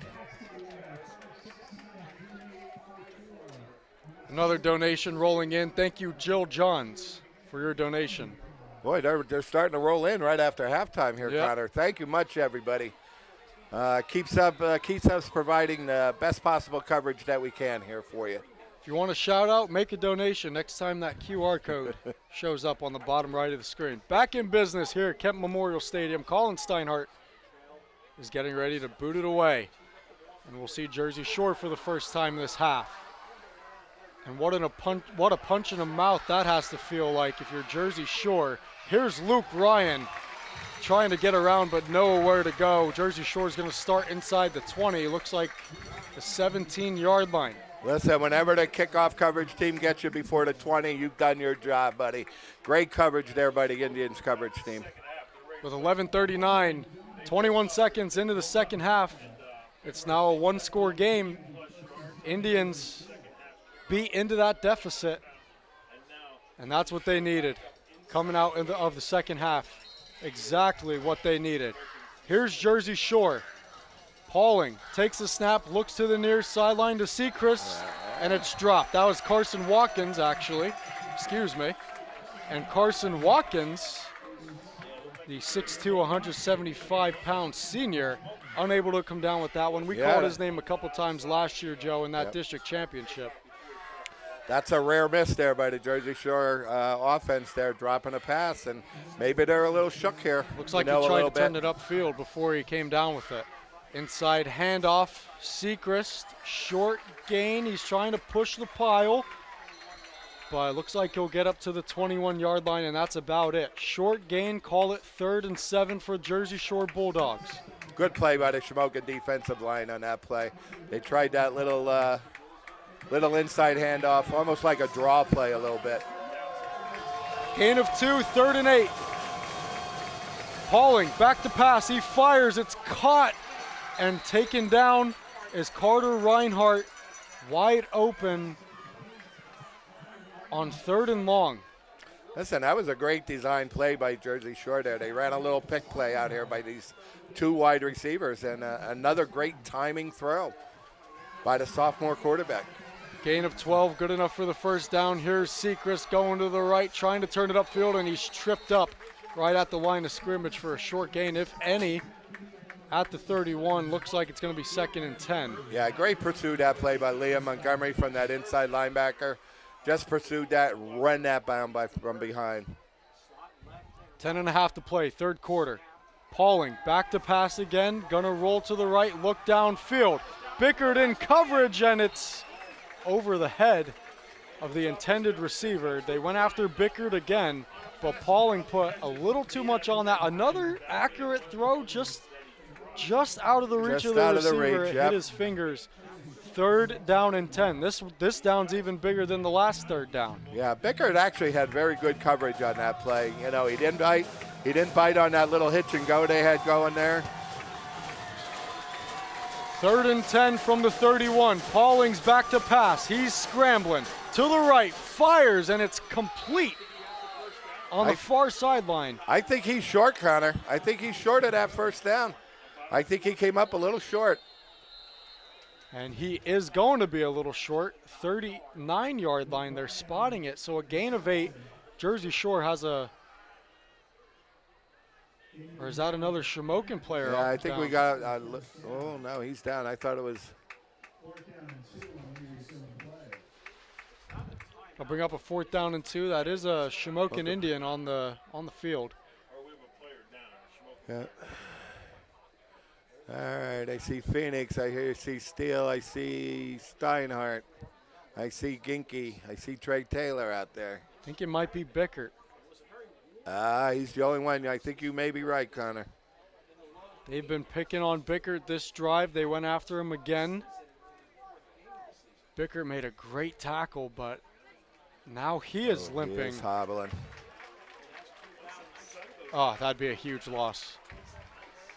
Listen, we can't afford to lose Bickert's speed out there, you know. Bickert showed on that opening kickoff of the 2nd half just the kind of speed that he has, and we can't afford to lose him. No shortage of injuries in this game, and no shortage of injuries for the Indians. It looks like it's all the injuries are on the Indians. Get him wrapped up, Jeff. Get him wrapped up and get him back in there. That's our trainer down there, Jeff. Phoenix, Steele for a bit there, and now Bickert. 4th down and 2. The Bulldogs are going to punt it away as of right now. 4th down, that's Jaden Passetti who kicks it away. Wow. Very uncharacteristic of Tom Gravish to go for it there, or to not go for it there from the 39-yard line. Yeah, it was 4th and short, you know, 4th and short. I think his percentage of making it on 4th down tonight has been very high, but the Shamokin's advantage, he got a little conservative there. He's playing with the lead. You know, he's putting the ball in Shamokin's court. Come at us. Come score. 21-14. 10 minutes to play in the 3rd quarter. Indians offense is going to come back out there. Logan Steele is going to come back out there. Shamokin cheerleaders getting the fans into the game here with a little Caroline. Sweet Caroline. I think college ruined that song for me, Joe. Go to a Penn State football game and you're count right, how many yes. times they play it. Another low snap. This time it's caught by Steinhardt on the quick pass up to about the 24-yard line. So a gain of 7, it looks like, as of right now. Let's see where they spot it. So they put it at the... Yeah, good quick release that time by Logan. But you're right, Connor. Another low snap, on that play. They're going to spot it at the 24, 2nd down and 3. Quick pitch and catch from Logan Steele to Colin Steinhardt. 7 yards, 2nd down and 3. From the 24. Hand off to Clinton. Up the middle to the right. Short gain, if any. Good play. Yeah, good play by Jersey Shore defense there. They may have Zakim figured out a little bit here this half. But I would keep feeding them. Keep feeding them. They're not going to stop them forever. No gain, 3rd and 3. Indians break the huddle. Prepared to. For this 3rd and 3. This is a big 3rd down, Joe. One of the bigger ones we've seen in this game. I know there's a lot of time left in the 3rd quarter, but playing from behind every down is huge. Exactly, and we want to keep this momentum. We got this momentum in this half, and we want to maintain. And another low snap, and Steele is pursued and taken down for a huge loss inside the 15 on another low and potentially fumbled snap. And how often do you see Logan Steele get sacked? Sacked back there, right? Not much. So on a 3rd and 3, that sets them back all the way to the 15-yard line, a loss of 9. 4th down and 12. And Steinhardt's going to punt it away in what looks to be a short field for Jersey Shore. Yeah, the way they're lining up there, Connor, they may be setting up in Shamokin's territory after this punt. That sack was a big play. There's a flag on the play. Steinhardt's kick is away, and it was called for a fair catch by Luke Ryan, and he picks it up after touching it. And that Indians get a break there. Oh, my goodness. You say that was a penalty? Let's see what the penalty. I did see a penalty. Yeah, and now there's a second one that came down. Some laundry on the field right now. It'll be interesting till they figure this one out.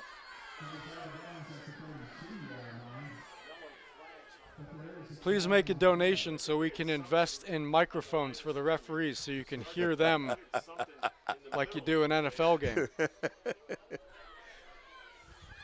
This is going to be a big call here. I don't think where the first penalty lies, I don't know if it was offsides on Jersey Shore. It's not going to be enough for a first down, but. Going to re-kick it. Yeah, it's going to be an illegal shift.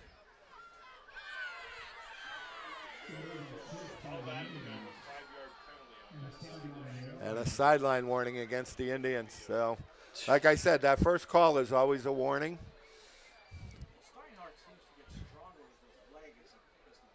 So now, instead of a play that would have set Jersey Shore back in their own territory, is now going to be a re-kick. And it was on Shamokin, so they lost 10 more yards. Yeah, the way the receiver was chasing that football down, he must have touched it, I think, Connor. So, no, that would have been a big play if we could have, even though the penalty was on us.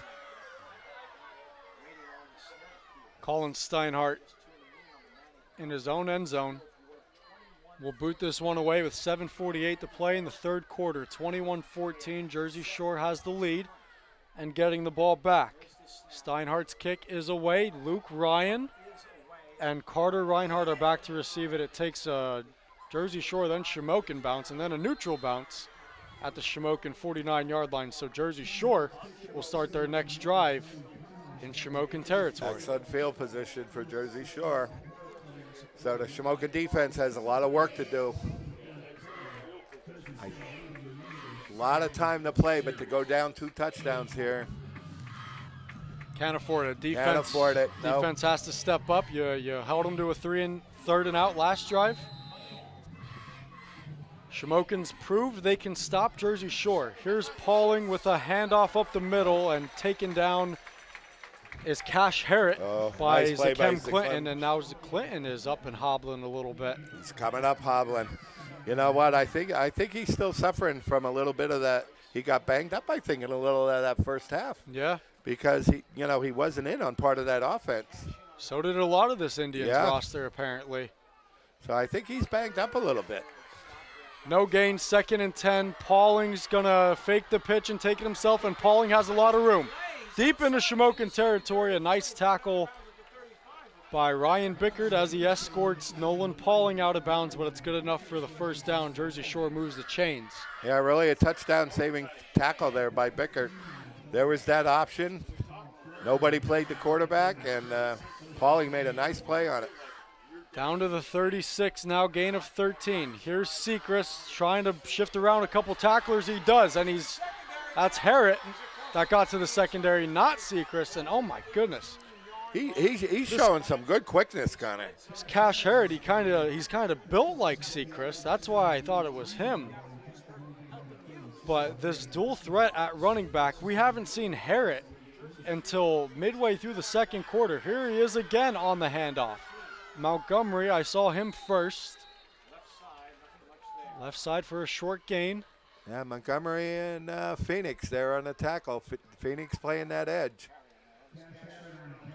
So they're actually playing both backs in the backfield at the same time now, Connor. That's the first time we saw that formation tonight. Yep. Let them work. Sechrist to the left, Harrett to the right.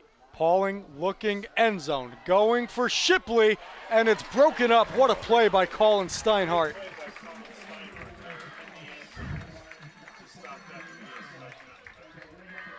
Incomplete, intended for Carson Watkins. Yeah, great play, great defensive play by Colin Steinhardt.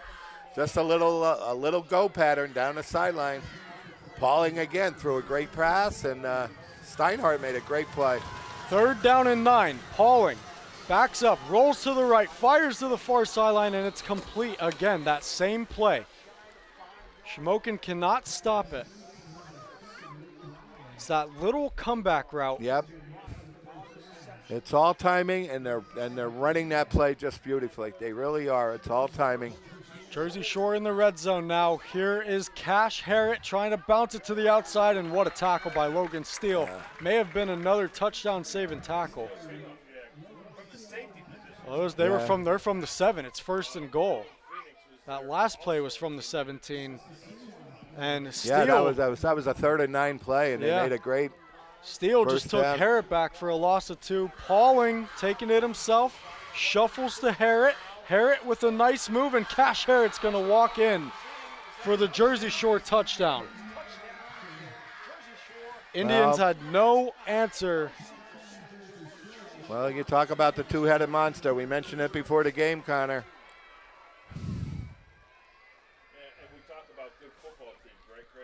And that was easy. Cash Harrett, it was all him that drive. And we knew how dangerous he was. We knew how dangerous Seacrest was. I think all the focus is on him, and they're not taking into account how good of a back Harrett is. But either way, the extra point is up and good by Jaden Passetti. And it's 28-14 Jersey Shore. Well, big key here to see if we got Bickert healthy on this kickoff return here. I don't know if he's going to be back. Oh, looks like he is back there. He is back in the game after that ankle injury.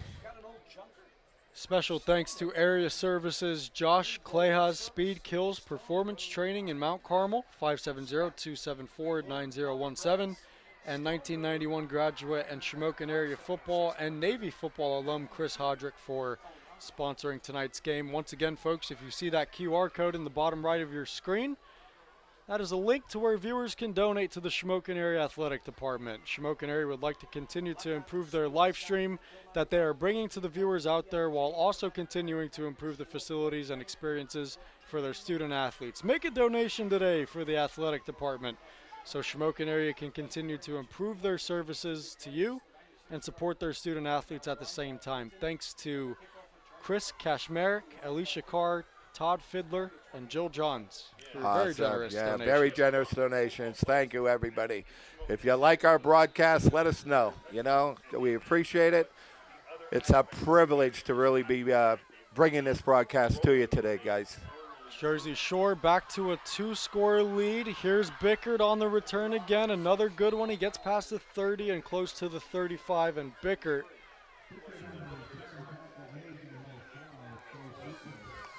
This is really a hard-hitting football game today, Connor. Yeah. You know? And it seems like most of the hard hits are coming from Jersey Shore. I didn't want to. You had that one Zakem Clinton clothesline earlier in the game for Shamokin, but Indians are banged up right now. 5 minutes and 5 seconds to play in the third quarter. Indians. Shamokin's still very explosive offense. They could score in bunches. They can score quick, yep. Biggest challenge the Indians have seen themselves in thus far. Clinton up the gut. Tries to get a couple. He gets past the 40-yard line for a decent gain. Looks like he got 8. Good. Hey, good first down carry on first down. Listen, you could get 8 yards, put yourself in a 2nd and short. It really opens up the playbook for you. 4:45. Steele gets the play from Persing and breaks the huddle. 2nd down and 3. Call it a gain of 7 from Zakem Clinton. Indians from their own 41, down 28-14 in the District 4 championship rematch. Steele taking it himself, gets a lead block from Zakem Clinton, gets a save, and there goes Steele down the sideline. He's gone. There's that quick score the Indians are capable of. Logan Steele to the house, 59 yards. Touchdown, Shamokin. Wow, I'll tell you what, you talk about adversity. Shamokin has responded. Every time they've been behind now by 2 scores, Shamokin has responded with that opening second half kickoff, now that big play by Logan Steele. Steele made a great juke move to get around the Jersey Shore defender, and it's not going to take much for him with his legs to take it the rest of the way. He gets the Indians back. Oh my God, he got on that sideline and nobody was going to catch him. Once he hit that sideline, he was gone. So now, in a back and forth second half, the Indians are back within one score. Steinhardt's extra point is up and good. 28-21. Well, we're getting our shootout, Connor. I think it took us a whole half.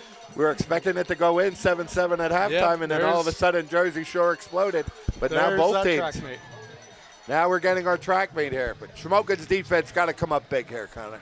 Got to come up big. They are more than capable of stopping this Jersey Shore high-octane offense. They have done it before. They've picked off Nolan Pauling. But now, Jersey Shore, they're mixing Cash Herritt. They're getting him into the mix a little more in the second half. It seems like they found an answer for Bo Sechrist, and now it's Cash Herritt. Right, they're mixing up that running game a little bit. They put that formation at those two backs in the backfield, and they're really running it well. And we were just talking about how Shamokin can score quick. That's what you needed, and that's what you need every quick score like that. Yeah, Shamokin can be so explosive when they want to be. They have the weapons to do it. They could do it through the air. They could do it on the ground. They just got to come up with the defensive stop now. Steinhardt set to boot it away. And it's a high end-around kick. And it is fielded at the 10-yard line by Luke Ryan, and he didn't even get to the 25. Saw Jay Skink in there first. Yeah, I was looking to see who got the stop. Looked like Landon Steele was out there. Julian Duganit's out there in the stop. So, again, another nice coverage there by the coverage team. 4:11 to play in the third quarter. First and 10, Jersey Shore from their own 24-yard line. Indians desperately need a stop. Let's see how the Shamokin defense responds here, Connor. First down and 10, Jersey Shore. We see them for the second time this half. Sechrist to the left. Herritt to the right, and it goes to Herritt, and he shifts around one tackle and turns it into a pretty decent gain. And Looks like there's a fumble on the play, and the Indians have it. There we go. We got the turnover we needed, Connor. Indians get a turnover on a fumble. It was their turn. It was bound to happen. It was our turn, absolutely. Yep. And listen, it was not after a great run by that running back, but he tried to make a second move on a spin move and just laid the ball on the ground. Indians get the mistake from Jersey Shore that they were looking for after that Pauling interception in the first half. They get a fumble by Cash Herritt, who scored the touchdown on the last drive for Jersey Shore. Now Shamokin has the ball from the 31-yard line of Jersey Shore. Shamokin's got some momentum going now. Let's go. Steele's in there. Jace Gink to the left of him. Here is Gink. Good snap this time. Gink trying to bounce it to the right side. Looks like he got 2 or 3.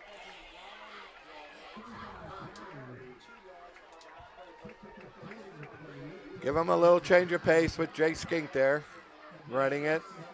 If Jace Gink can just get himself loose, he has the speed to break it too. Connor Phoenix and Joe Haddock in the booth calling another, well, shaping up to be an instant classic, Listen, Joe. Another Shamokin Jersey Shore classic, Connor. 2nd and 8, Clinton to the right of Steele. Good snap, Clinton, quick pass, it's caught, and caught in the slot and complete to, looks like number 18, Leland O'Connell. He's one of the young kids that are looking to replace, Kavanaugh that was out there that got hurt. He's a good kid, good receiver. Sophomore stepping up. Leland O'Connell gets the Indians a gain of 6 and a much more manageable 3rd down and 2 from the Jersey Shore 23-yard line. 28-21 Jersey Shore, just under 3 minutes to play in the third quarter. Yeah, it looks like Shamokin's strategy this half is coming out, getting that ball released a little bit quicker. Getting that ball. Good snap, but we have some early movement. Yes. off cue, and another false start for the Indians. So that's going to virtually erase the 6-yard gain Put by him in a Leland little O'Connell. 3rd and long. Can't afford that, Joe. This stage of the game, you cannot afford those type of penalties.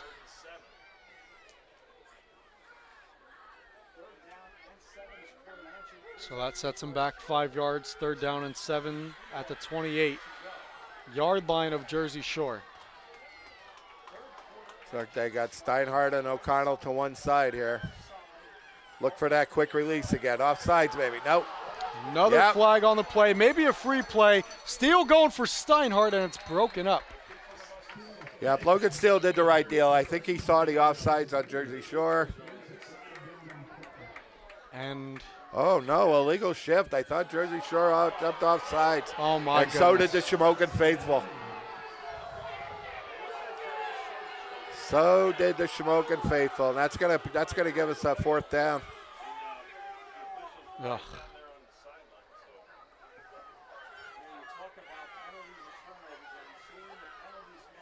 Questionable officiating causing this game. I mean, I kind didn't of questionable here them taking this penalty. They could have had a 4th down. I don't think I'd give Logan Steele 2 shots here to make this 1st down.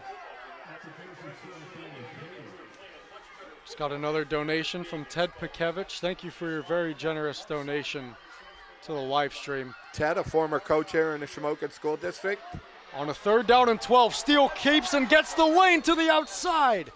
And he's just pushed out of bounds short of the 1st down on a 3rd down and 12. Joe, Listen, let's you see. do not give Logan Steele 2 shots for a 1st down. Why they took that 5-yard penalty on that incomplete pass is beyond me.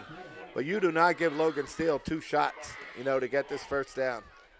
4th down and 4. Coach Mark Persing is going to keep the offense out there. Absolutely. Steele was tripped up right before he could get to the line to gain. And now a 4th and 4. Let's see if they try the hard count here. They do. Jersey Shore doesn't bite. Steinhardt in motion. Steele takes the snap, tries to go up the middle. He hurdles a man, but goes backwards, and that's going to be a turnover on downs. Jersey Shore was ready for that, and the Bulldogs get the ball back. Yeah, somebody really met Logan Steele right there at the line of scrimmage. Hit him square on and kept him from getting that 1st down. But again, we kind of flipped the field here a little bit. Shamokin has a chance here to step up defensively again. Hold them down here. Don't let them get any big drive going. Just like Jersey Shore's last drive, they start from the 23. Here's an inside handoff to looks like Cash Harrett for a medium gain. And Jersey Shore gets the ball back, gain of 4, up to the 27. That was Bo Sechrist that time. And Sechrist is the back to the right of sophomore quarterback Nolan Pauling, who's played a phenomenal game so far. We want to give our flowers to him. Other than Steele last year, right. You don't see that many experienced sophomore quarterbacks. Pauling taking it himself this time, up the middle. Short gain up to about the 30. Looks like it's going to bring up a 3rd down and short. Tom Gravish, he's playing this a little conservative. He's playing the averages here, Connor. Yep, he's on 4th down and 2. He punted. Yeah, they're back to that 1-back set with Sechrist only in the backfield now. So now it's time for the Shamokin faithful. We can hear them. 3rd down and 3. It feels like the bleachers are going to collapse here at Kemp Memorial Stadium on a 3rd and 3. Pauling to the near side. That's complete to Carter Reinhardt and good enough for the 1st down. Another quick pitch and throw from Pauling to Reinhardt. 1st down, Jersey Shore. It moves the chains. That quick release timing pass, that hitch pass that they run. And that fast offense is the going to be option. fast Here comes again. the Here's the option. Kem Clinton. Chase him down from behind. Good play by Zakim. Buries Pauling behind the line of scrimmage for a loss, and yeah, I don't think Pauling saw him there. He was trying to get it to Sechrist, I think, but just Clinton was just there. Let's see if they run the quarter out here. They don't have to run another play by the play clock. Doesn't look like And they're gonna. I think they're not gonna run another play. No urgency from the orange and white. And they're gonna let it run down, so that will be it for the third quarter. What a fourth quarter we have ahead of us, Connor. I was going to say, three touchdowns in the third quarter, exciting half. Back and forth third quarter. Shamokin, though, finds themselves still down 28-21. They've erased that deficit a little bit. And it's 28-21. Special thank you to Area Services, John Clayha's Speed Kills Performance Training in Mount Carmel, 570-274-9017. And 1991 graduate and Shamokin area football and Navy football alum Chris Hodrick for sponsoring tonight's live stream. Folks, once again, that QR code in the bottom right of the screen is a link to where viewers can donate to the Shamokin area athletic department. Shamokin area would like to continue to improve their live stream that they bring to the viewers out there, and also continue to improve the facilities and experiences for its student athletes. If you appreciate the ability to watch Shamokin area football team from the comfort of your home or wherever you may be, we ask that you make a donation to the athletic department so that the athletic department can continue to improve their service to you, and so they can support the student athletes at the same time. Special thanks to Chris Kashmerek, Alicia Carr, Todd Fiddler, Jill Johns, and Ted Pikevich for your generous donations. Fourth quarter underway and starts with a pop by Logan Steele. 2-yard gain up to, looks like a 3-yard gain. Yeah, we've said many a times what a privilege it is to do these games, you know, these live feeds, Connor. And it's games like this, you know, that really make it special for me and you. I enjoy doing these games with you. And likewise. This is a classic. This is really a classic. 3rd and 7, and we have flags all over the field. Ball start on the Bulldogs. 3rd down and 7 just turned into a 3rd down and 12, Joe. All right, let's hear it. Hey, it's Shamokin faithful. They're starting to pick it up. Maybe they're not hitting those. They're not hearing those snap counts as clear as they should. 3rd down and 12 from the 34-yard line of Jersey Shore. One of Jersey Shore's toughest moments this game. Pauling back to pass. Blitz is picked up. Pauling looks downfield. He fires to the sideline, and it was caught. Oh, my goodness, what a catch. Great catch. It looked like he did get both. You only need 1 foot in high school, but it looks like he got the foot in with the catch. Carter Reinhardt, the sophomore wide receiver, 5'10", 160 pounds, is putting on a clinic. I'd like to know how many catches he has tonight, Connor. Well, here comes Coach Cabbage making that conservative call again, Connor. Bulldogs are going to punt 4th and 2 at the 44-yard line. 4th and 2. They are putting the ball in Shamokin's court. Another donation. Special thank you to Tiff Carnuccio. Thank you, Tiffany. Thank you for that donation. 4th and 2. Shore punts it away. It is a short punt going towards Logan Steele, who lets it roll out of bounds inside the 20. Great pressure that time by Andy Leffler coming off that edge. I think he kind of rushed him a little bit. But unfortunately, Jersey Shore got a good roll on that punt. So here's Shamokin's shot. Just like that district championship game, it's close. Coming down to the wire. It's a nail biter. Listen, what did that game end up? 31? 28-27. 28-27. Yep. First meeting this year between Jersey Shore and Shamokin, and we guarantee you it won't be the last. A lot of football yet to be played, but 2 dominant programs are on full display tonight. They got Kim on the edge, and Jay Skink trying to bounce it is met by Bo Sechrist and Luke Thompson, and is taken down for a short gain. Jace just can't get his speed on track tonight. You know, they're really bottling him up tonight. So actually lost the yard. Jay Skink did. So it's 2nd and 11 10.5 to play in the ball game. Yeah, there's not going to be too many possessions left, Connor, here, in the fourth quarter. We got to take advantage of every play and every possession that we have here. Clock is on the Indian side right now. Shamokin trying to tie the game. 2nd and 11. Steele drops back to pass. He wants to go down over the middle, and it's over the head of Leland O'Connell. Little miscommunication there, Joe. Yeah, that just goes to show you the inexperience they have at that wide receiver spot. There was definitely a miscommunication. It's there. hurting. Yep. Yep. 3rd and 11 now for Shamokin. Kind of flattened out that post pattern a little bit more than Logan expected. He expected them to be downfield a little bit more deeper, but he flattened it out a little bit, and Logan unfortunately overthrew him. 3rd and 11 from the Shamokin 18-yard line. Clinton is to the left of Steele. Steele's back to pass again. He rolls to the left. He's looking downfield. Nobody there, and fires it out of bounds. But we do have a flag on the play. That was number 7, Luke Ryan, who bumped into Jace Gink out of bounds, and luckily the ball was in his area, because I don't think they would have called it had it been the other way, Joe. Listen, one thing I never knew, there's no such thing as an uncatchable ball in high school football. So, but he definitely made the hit early, on that play. That may not sit well with the Jersey Shore fans, but that's the role. But that's a big first down for the Indians. Ryan knew it. His hands went right to his helmet. He knew it. And we haven't seen that a lot this game, but a penalty on Jersey Shore, Joe. Finally. Hey.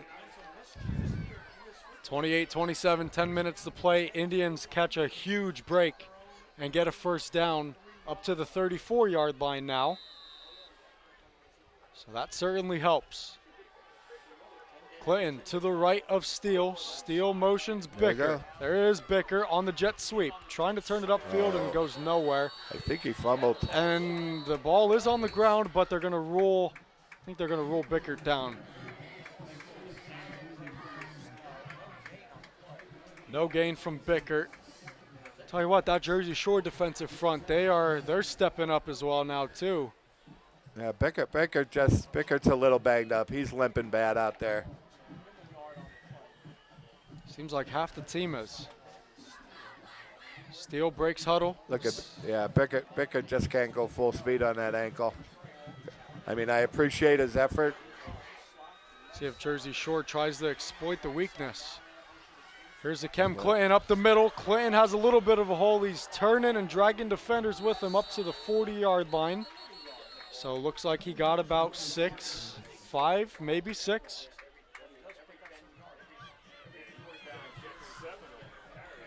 And doable first down here for the Indians. 3rd and 4. Yep. Call it a gain of 6, 3rd and 4 from the 40. Steele gets the play from his head coach and goes into the huddle. A big 3rd down here, Joe. Let's see where they line up Zakim today. They don't line him up at the wing. Nope. We're under 9 minutes to play. Zakem is in there, and we have early movement again.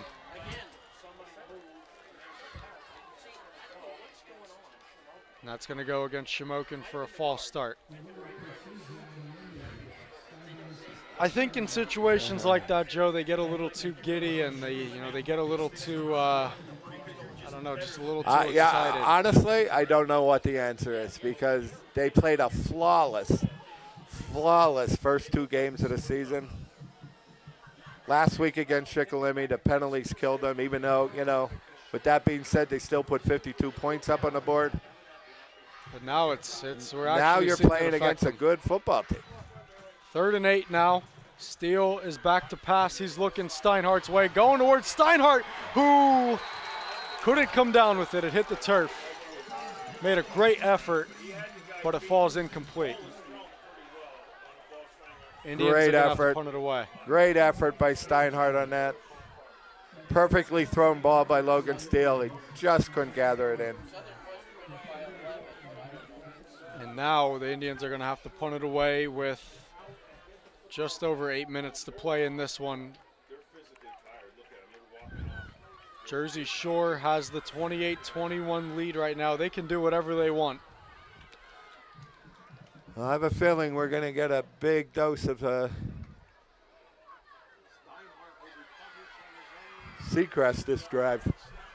Steinhardt with that big left leg will boot it away. It's a high and short kick, and it takes a Shamokin bounce all the way down to the 19-yard line, maybe 18. We'll see where they spot it.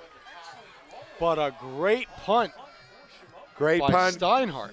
Great roll, but listen, they got to make the stop now. Yeah. You know, first downs here now goes against Shamokin. So they with this long field and they keep on getting first downs, they got to make the stop now. First and 10, Jersey Shore. They're putting it at the 19-yard line. They can do whatever they want. They got that double backfield set again, Connor. Harrett and Seacrest back there. Looks like it goes to Harrett, who turns it. That's Seacrest. No, that's Seacrest. Who turns it upfield for a decent gain. 11 yards. First down, Jersey Shore. They're twins back there, Joe. We're gonna get a heavy dose of them. Yep. In this double back set, we're gonna get a heavy dose. Seacrest again shifting around, and he's met for a shorter gain this time up to the 40-yard line.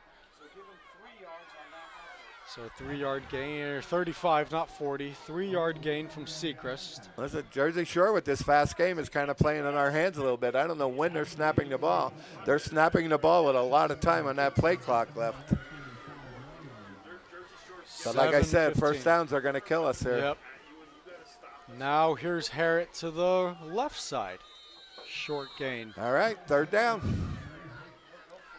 Third down and medium here. Looks like maybe third down and 4 or 5.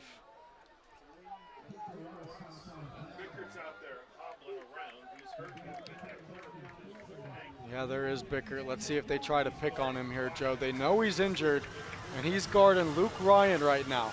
Inside handoff to Seacrest. It looks like he is stopped, and he is. He broke one tackle in the backfield, but that's all he could do. Yeah, listen, little surprise in the play call there. They ran a really long developing play there instead of running Seacrest up the middle where he's been gaining all his yards, and the Indians make a great stop. So this may be the last chance here for the Indians, Connor. Indians are going to get the ball back with 6:20 to play in the game. 28-21 Jersey Shore. They're going to punt it away on a 4th and 6. That is Jaden Passetti who boots it away, and Steele's going to take it. He's looking for a block. He gets one from Gink. Now Steele's trying to turn it upfield. He comes to the near sideline, breaks another tackle. There goes Steele, taken down inside the 35-yard line, and he's got the Indians in business here to start their next drive. What a return by Logan Steele. You can never count Logan Steele out of this game. You know, and you're right. You know, you got to question, their strategy on this, kicking the ball to Logan Steele down there with the game on the line. Yep. That's an injured Luke Thompson of Jersey Shore now down on the field. No shortage of injuries in this game, Joe. That just goes to show you how hard both teams are laying it out on the field right now. You don't ever really see this many injuries in a high school game, but these are two hard-nosed football programs. Hitting, yep. And Thompson remains down. Let's hope he's okay. They're going to mark it right at they're putting it at the 31-yard line of Jersey Shore. 31-yard line, great field position provided by Logan Steele. He got a great wall. They've done this plenty of times. That punt receiving team, they set up that wall on this. Logan sets up the wall greatly. He gets to the outside of that wall, and he goes. Thompson's up on his own power, and he's going to take it to the Jersey Shore sideline. There's the QR code, folks. That's the link for viewers to donate to the athletic department. Why? Well, Shamokin would like to continue to improve their live stream that they bring to you every week, or every home game, and also continue to improve the facilities and experiences for their student athletes. If you appreciate the ability to watch the Shamokin area football team from the comfort of your home or wherever you may be, Shamokin asks that you make a donation to the athletic department so that they can continue to improve their service to you and to support their student athletes at the same time. Special thanks to Chris Kashmerek, Alicia Carr, Todd Fiddler, Jill Johns, Ted Pikevich, and Tiff Carnuccio for your donations. Here's Akem Clinton to the left side. He gets inside the 30s. Akem Clinton, tough running for a gain of about 7 or 8. Yeah, nice way to start this drive. Nice way to start this drive. Everybody in the stadium knew Clinton was going to get the ball on first. And a gain of 7. Indians going faster now here. Steele up the middle. He's got a little bit of a hole. It's big enough for a first down. Hey, we Keeps saw that chase. hole up here, Connor. Yeah. We saw that hole Yeah, just we open did. up from here. Logan hit that crease and got a big first down for You us. can't give them any type of space, Joe. 1st and 10 now from the 19-yard line. Indians moving a little quicker as they should. 5.5 to play in the game. Indians trail by a score. Yeah, they got Jersey Shore on their heels a little bit here. You know, playing fast. Steele in the shotgun. Zakim Clinton to his right. And the handoff goes to Clinton, and he is going to be stopped for a short gain, but still took the pile with him. Still for a little positive. Still a positive gain. More importantly, we're running that clock, Colin. bit. Yep. We're running that clock. Only a gain of 1. 2nd and 9 to the 18. And Clinton is now to the left. Here's Steele to the left side. Gets a block from Here we go. Clinton, and there goes Steele. They got it. He's free for a touchdown. Shamokin. And there it is, Joe. We got it. We got it. There's a. Oh, no. You got to be kidding me. That's the 2nd time this game. Oh, got to be kidding me.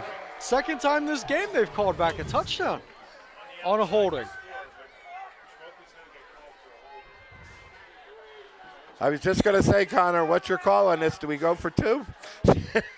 And doggone it, we got the holding I have penalty. nothing now. I'm speechless. I'm speechless. I have nothing. Yeah. How many times can this happen, you know, to a Shamokin football team?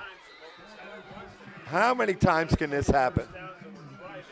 One penalty has set him back, and they couldn't recover from it. 2nd down and 19 now from the 28. You got to be kidding me.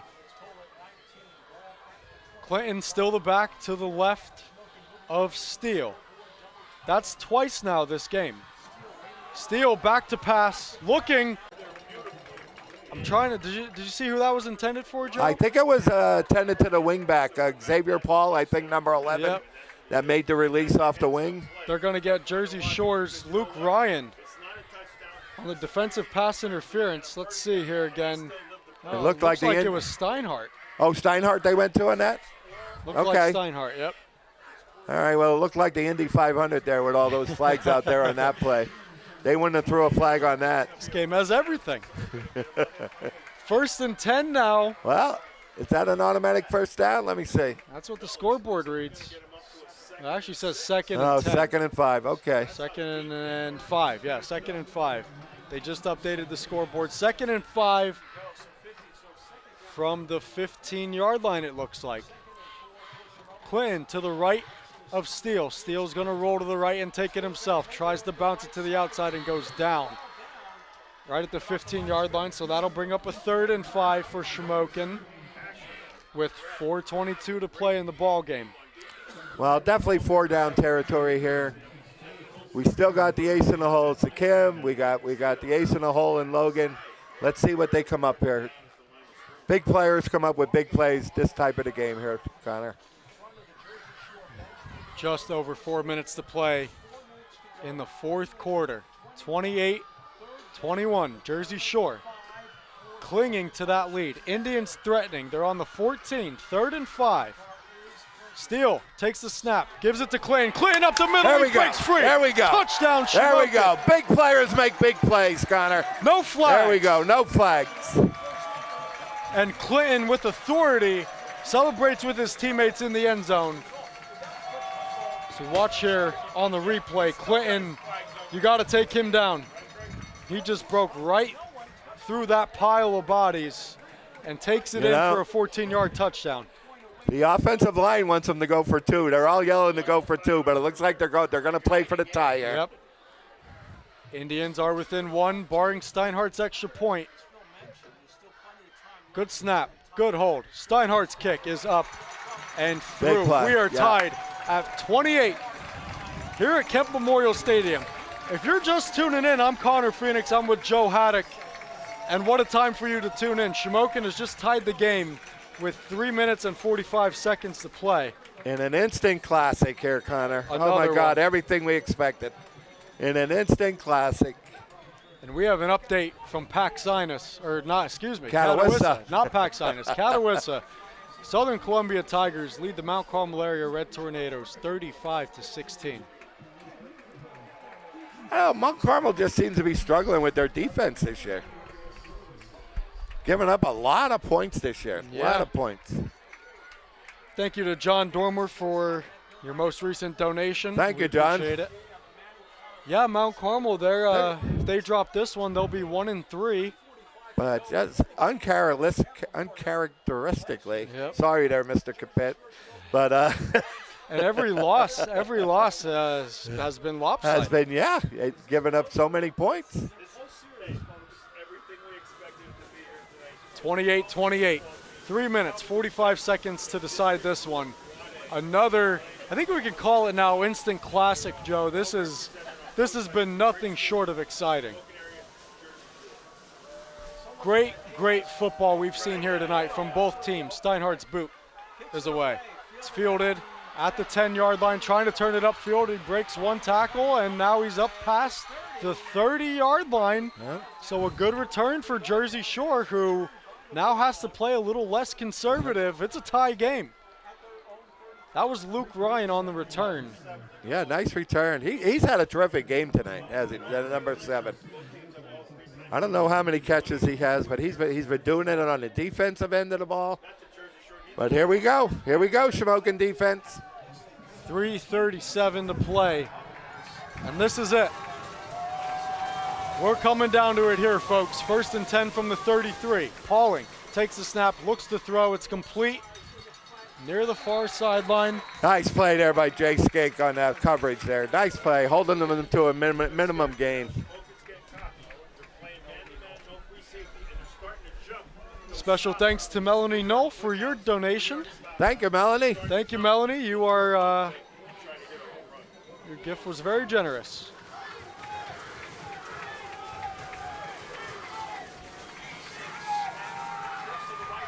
Now trips to the right side. Pauling's getting chased. He's looking downfield. Nowhere to go. He's taken down by Bobby Whitmer.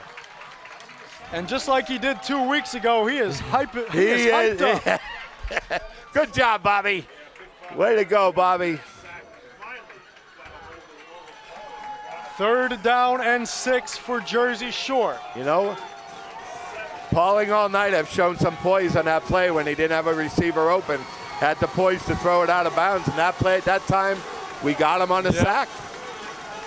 Nowhere to go. Pauling looking downfield. Far sideline, caught. Oh, another big play by Reinhardt. Ginky. It is so close to that 1st down marker.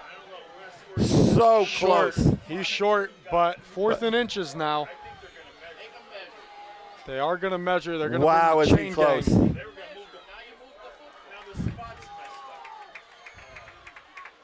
What are they doing, Joe? They just put the ball down and then moved it. And then they moved it. Oh, and they gave him the 1st down. Is that horrible? Goodness. Horrible officiating by that side judge. So what would have been a 4th and inches is now a 1st and 10 for Jersey Shore. Pauling going to the right. The option is covered. Pauling takes it himself across the 45 to about the 47. Looks like he's got a good gain of 4. But wow, Joe, the officiating. Wow. You just gotta look back on that. I mean, you can't let the game be decided by the officiating, but there's been some questionable late calls. Initially, he looked short. He did look short of the mark. And they didn't even measure it. I thought they were setting it up for a measurement.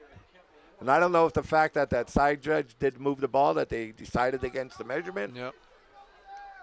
If you're just joining us, I'm Connor Phoenix with Joe Haddock, and we have the honor of bringing you this game tonight What a game. It's been nothing short of spectacular, nothing short of advertised. It's always a dogfight between these two programs. If you're just joining us, we appreciate it. We appreciate you. Thanks for tuning in. That's Bobby Whitmer. That Bobby was down, yeah. Another injury. And thank you to Chris Kashmerick, Alicia Carr, Todd Fiddler, Jill Johns, Ted Pikevich, Tiff Carnuccio, John Dormer, and Melody Knoll for your donations using that QR code in the bottom right of the screen. We thank you. Thank you, everybody. We hope you're enjoying our broadcast tonight. 2nd and 7, Jersey Shore from the 47. Pauling to the far sideline, and it's dropped, incomplete. So now 3rd and 7, that brings up now, Joe. They had a 3rd and 6, which the officials converted for them. Now they got a big 3rd down play here. That's the worst throw that Pauling threw on that little out pattern, that little timing pattern. 3rd and 7. Now they got him where they want him. 2 minutes to play. In motion. Pauling is in pursuit. He gets away, and Pauling still keeps the play alive. He goes to the far sideline, and he's pushed out of bounds. He's forced out of bounds. He is definitely short of the first down. Short of the first down. Definitely short of the first down. Let's see where they're going to mark this one. Yeah, definitely short of the first down. They're about. Oh, my gosh. So, big decision here. Joey had 3 guys in his face, and he was able to evade it. Just like Elijah Jordan, Nolan Pauling is short and quick with his legs. What do you do here? Hey, just like Jersey Shore at the end of the first half, Shamokin with the ball with 1:50 left. There's plenty of time for them to score. Plenty of time. Now another donation, Rich Road Armel. Thank you very much for your donation. Thank you, Rich. Hope you're enjoying the game. Using that QR code. And I don't think Jersey Shore knows what they want to do. They let that clock run down. Then he used his timeout. Even though the clock wasn't running. It's 4th and 3. I mean, it is a tie game. I mean, I wouldn't expect Tom Gravish to play any more conservative than what he's had this half, right? Listen, his conservative play calling got him in this tie. He knows his defense can stop the Indians and, better yet, force a turnover. So I think he's going to put all his trust in his defense. Let's see. Special thanks to Area Services, Josh Clayhut, Speed Kills Performance Training in Mount Carmel, and 1991 graduate and Shamokin area football and Navy alum Chris Hodrick for sponsoring this live stream. But Shamokin area is doing something new with that QR code. That is a link to donate. If you appreciate the ability to watch the Shamokin football team from the comfort of your home or wherever you may be, the athletic department asks that you make a donation so that they can continue to improve their service to support you and to support the student athletes at the same time. 4th down and 3. Oh, they jumped offside. They jumped offside. That's number 3, Carter Reinhardt, who's had a heck of a game at wide receiver. Let's see if that changes the decision. Let's see if that changes the decision a little bit. And Jersey Shore, the penalties for them are starting to add up. There hasn't been that many, but they're starting to add up at this stage of the game. Yep. Gravish is going to punt now. Look at big old Bobby Whitmer down there on the sideline. Back after that injury. Let's go, baby. Back after that injury, pumping up that defense.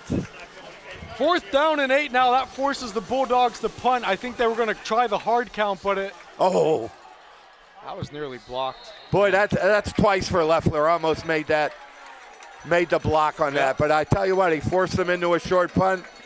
1:49, lots of time for that Shamokin offense. Plenty of time for the Shamokin offense to go to work. They got 1:49 to work with. And they're going to, short punt by Jersey Shore out of bounds. Sets the Indians up at their own 38-yard line. So 62 yards to go. We've seen a 61-yard run from Clinton earlier this game that got called back. But, yeah, I think they were trying with the hard count there, Joe, on 4th and 3, but it was ultimately Carter Reinhardt, star wide receiver, sophomore. I think you're right, Connor. I think they were trying to go to hard count on that. Try to make them. Steele takes the snap, rolls to the left, looks for a lead block, gets it from Clinton, and now Steele is stacked up, but not before he could gain another yard or two. Oh, it's like Kim Clinton just clobbered somebody on that lead block. He just literally clobbered somebody. And Logan, hey, still picked up 5 yards on the play. 2 more donations rolling in, Joe. People love their Shamokin football. I'll tell you. Thank you, Bryce Sanders and Timothy Bixler, for your donations. Here's the replay. Look at Clinton. Boom. Oh, and then Steele pushed him. Clobbered him. That was Sechrist. That was Sechrist who we ran over. 2nd and 5 from the 44. Clinton now up the gut. Zakem Clinton close to the first down. Real close, Connor. Regardless, it's going to be still a 3rd and short. 3rd and short. We're now under a minute to play. Indians. We got 3 timeouts left. 3 timeouts to work with on a 3rd and 1 from their own 47-yard line. 48 seconds to play. Steele takes it himself up the middle, looking to break free. He's got the first down. Big first down. Big first down. Now we start using our timeouts. Gets into Jersey Shore territory inside the 45, and now Coach Mark Persing is going to use the first of 3 timeouts. Oh, my gosh. Still plenty of time, Connor. Still plenty of time. 2 timeouts left, 41 seconds. We were talking with the weapons.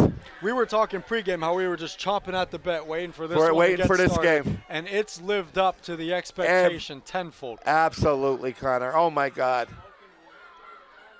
What a game. If you're just joining us, Connor Phoenix and Joe Haddock, we have the pleasure of taking you through this back and forth District 4 thriller. District 4 championship rematch. And I said earlier in the broadcast that both games by these 2 programs last year were decided by 3 points. Well, here we are with 41 seconds left in this Week 4 matchup, and we're tied at 28. Both teams haven't skipped a beat. We may be seeing a District 4 championship preview with this one here tonight, Joe. You hit the nail on the head, Connor. Listen, there's no better teams in District 4 than these 2 guys, these two teams that are just laying it all out there on the field tonight. I was going to say, laying it all out there. It's a long season, but with both the damage both these teams have done to their opponents at this point, it's shaping up to be a repeat. Steele taking it himself up the middle. Good gain. 5 yards right on the line. Got to move fast. Listen, all it takes is 1 seam here for Logan. Yep. 1 seam. Clock continues to run. We're under 30 seconds. Steele. Yeah, it took him too long to line up. Had to use another timeout. Indians use their 2nd timeout of the half with 24.5 seconds to play. Have you attended any practices, Joe? What's Colin Steinhardt's range? What do you think they need to get to here? 25-yard line. 25-yard line. So about he'll kick a 42-yarder. Yep. Right. Okay. 25-yard line, I would think, would be his range. Connor. Yep. He has that capability. He has that strong enough leg to do it. So I would think that's the mark. That's the benchmark. We're about 15 yards away. Probably want to save that last time out. Yeah, I would say so. Try to. Well, it's only going to take that 1 seam by Zakem or Logan. Yep. Sideline plays. Get that ball. Try to get out of bounds as soon as you can if you turn it upfield. Here we go on a 2nd and 6 from the 40-yard line. Indians with some room to go. Clinton's the back. Steele takes it himself. He's looking downfield. Fires to Steinhardt, and it's broken up. Incomplete. Steele trying to get it to Steinhardt. Yeah, he had Ginky open in a little shorter route closer to the sideline there. You know, maybe would have got him a little closer, into that field goal range. Yep. 3rd down and 6 we are at 3rd down. Big play coming up here.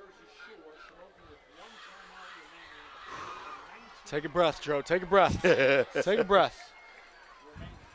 Think you have time now to finally do that. 3rd down and 6 from the 40. 20 seconds to play. They're still running out of that double wing formation. Yep. Steele takes the snap, fumbles the snap again. Now he's being chased. Steele on a broken play, gets wrapped up, loses the ball again, falls on it, and goes out of bounds. And we have a flag on the field. Yeah, that was a broken play from the start, Joe.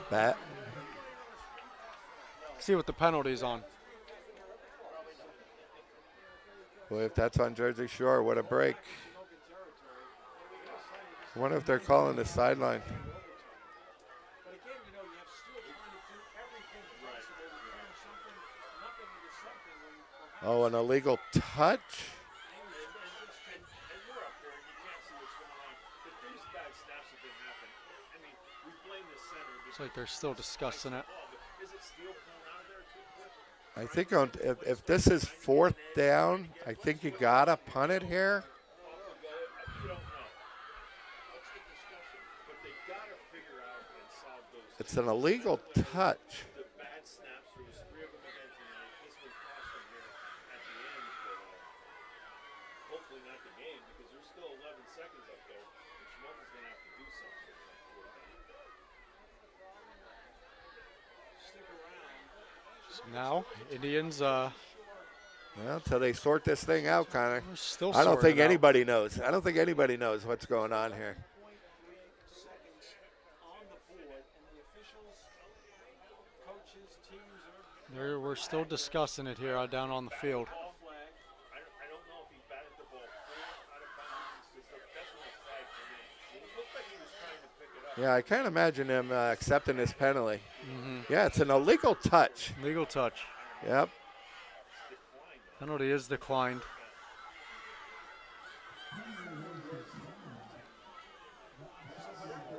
And once again, it's looking like we will need overtime to decide this one. Just like last November's district championship matchup went. Well, Shamokin's got to be careful. It looks like they're coming up. They're going to send the house on this. Yep.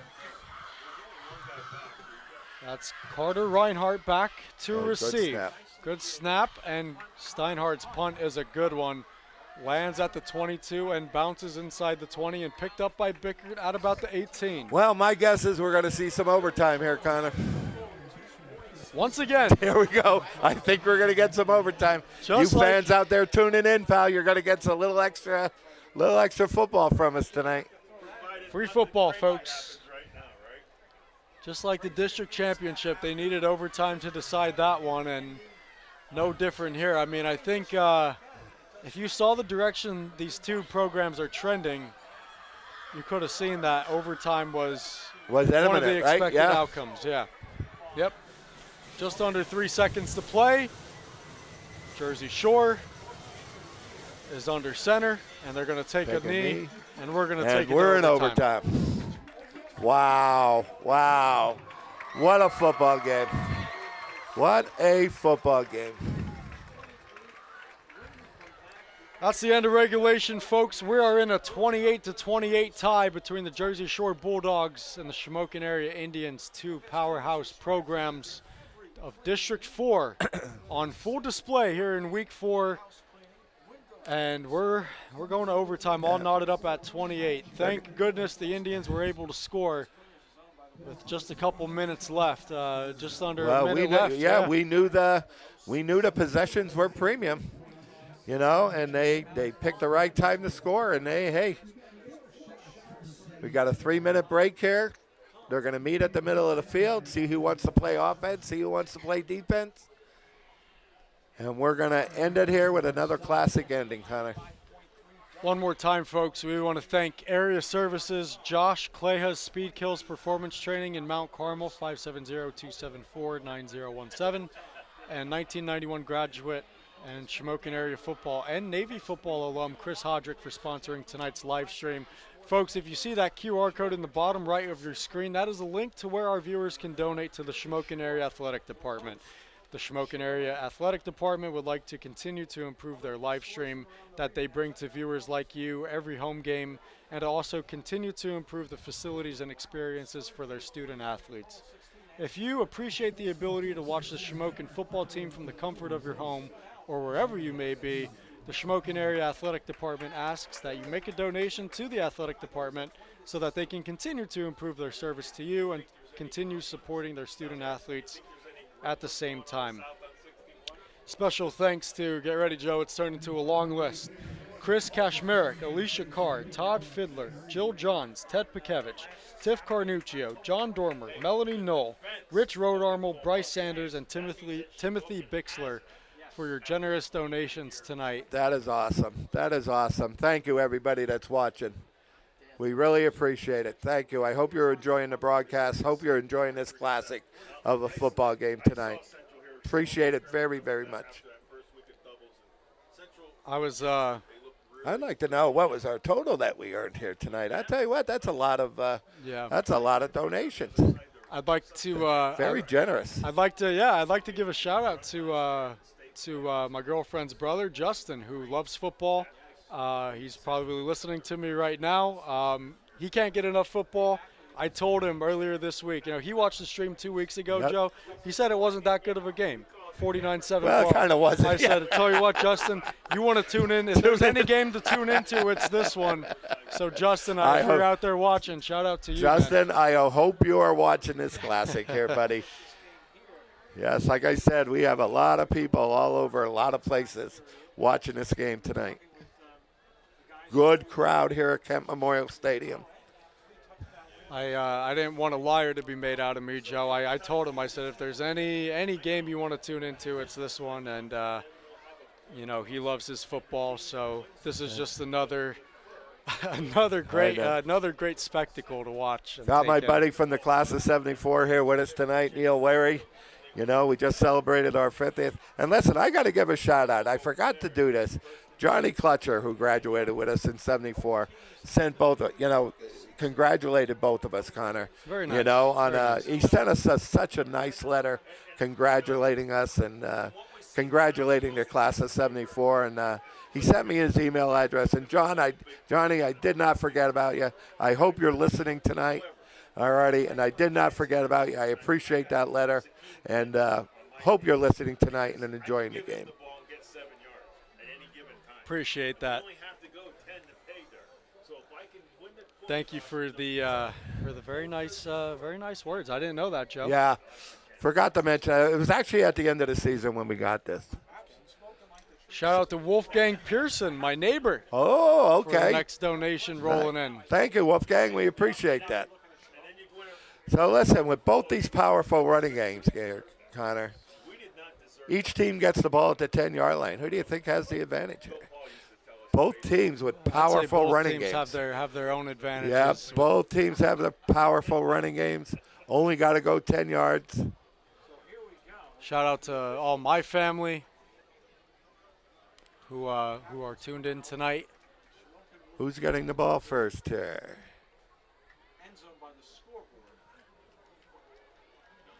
It looks like Shamokin's getting out at the west goal line, away from the scoreboard here. So they'll be able to set the tone here early, Connor, I hope.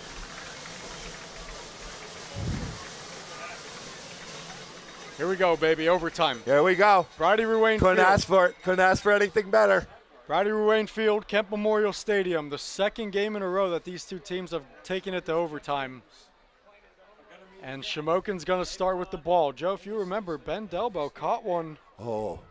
Wasn't it on fourth down or something that he caught that pass in overtime? He jumped up, used his height, went up and got it, made a diving catch. So now the Indians from the 10 will start overtime with the ball. Here we go again, Joe. I think we're going to get a heavy dose of Logan and Zakim here with 10 yards only to go. Yep. I think we're going to get a heavy dose of them running the football. I just can't imagine Jersey Shore stopping us here from 10 yards out. Shamokin just couldn't find any rhythm in the passing game all game long. Steele is going to take it himself, looking for lead blockers. He shakes one, Steele to the 5, and that's where he'll get. Got half of it. Good gain by Logan Steele on first down. What a crowd here tonight, too. Yeah, great crowd. Both sides, actually. Yep. Both sides. Jersey Shore brought a great crowd. Shamokin brought a good. Big crowd here tonight.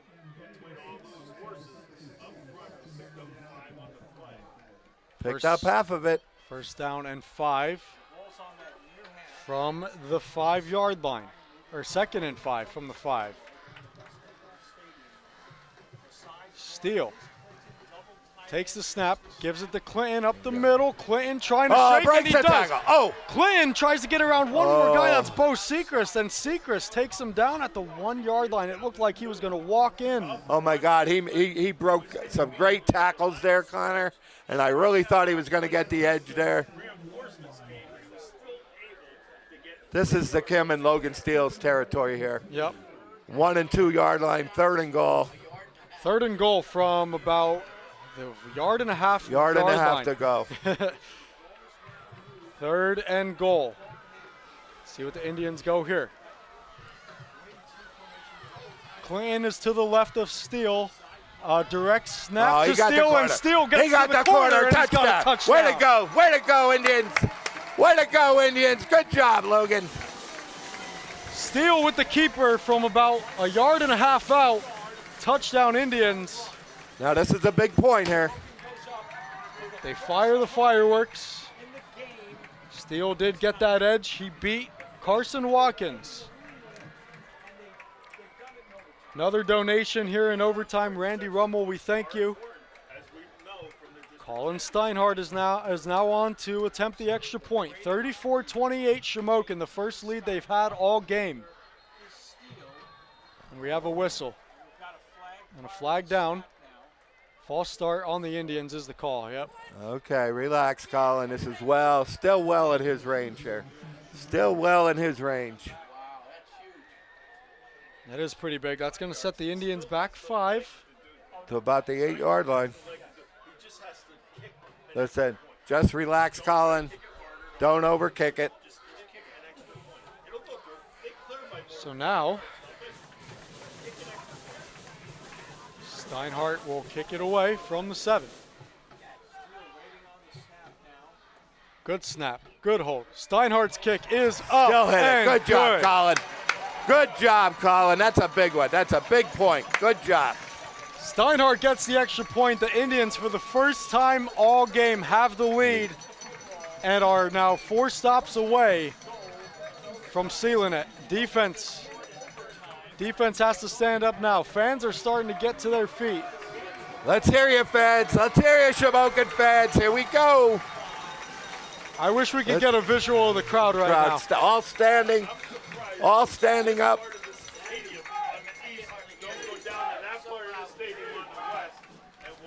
First and goal, Jersey Shore from the 10.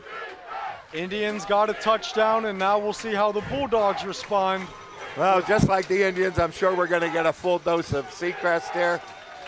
Oh, they jumped off. Big penalty. Full start on Jersey Shore. That's going to back them up. Jersey Shore losing their poise a little bit here on that. All right, big penalty. Put them in a big hole there. Big hole. So now first down and goal from the 15. Keep going, Shamokin faithful. Indians fans making noise. They threw off Jersey Shore. I saw two guys move, Joe. Here we go. To the right, getting pressured. Now he slips through a tackle, getting pursued. He gets back to the 10 and inside the 10. What a run by Nolan Pauling to keep that alive. Great run. Got that penalty yardage back plus a few more. My goodness. Big gain from Nolan Pauling. It looks like he got to the 6, 7 yard line. 6, 7. Yeah, it is the 7. Second and goal from the 7. Pauling takes the snap, hands it off. Bo Sechrist. Bo Sechrist is stacked up. Glover and Liam Montgomery coming up with a big play there.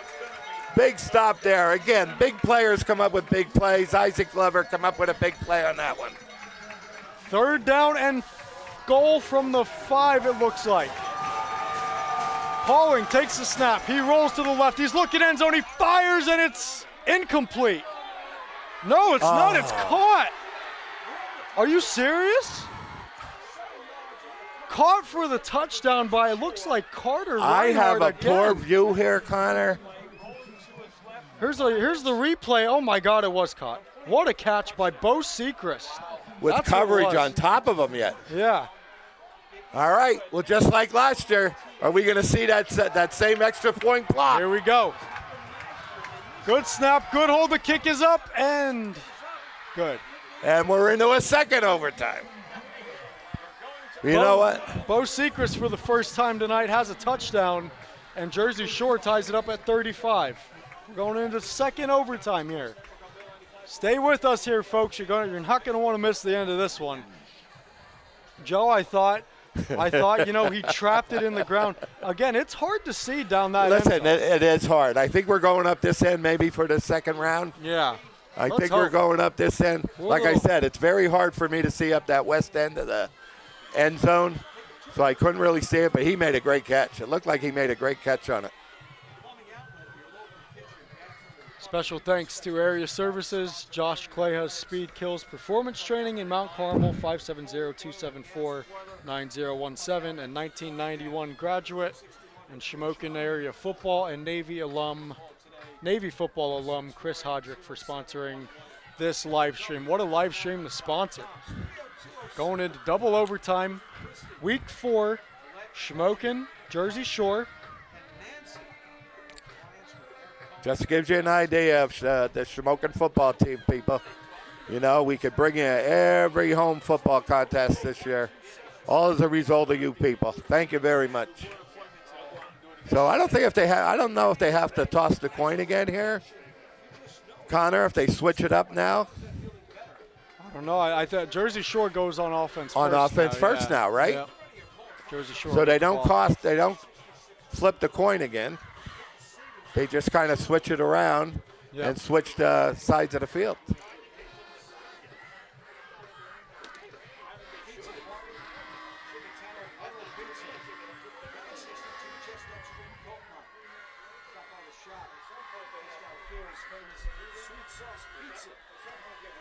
So Jersey I Shore. think they're bringing them out to midfield. So I don't know if they're going to be doing the coin toss flipping it here or not.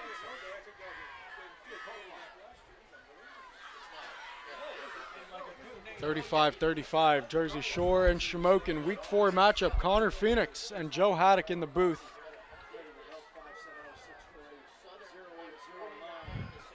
And what an honor and privilege it has been to call this game for our over 1.2 thousand viewers right now. How many? Right now, Joe, 1.2 thousand people in the live stream. Wow, that is awesome.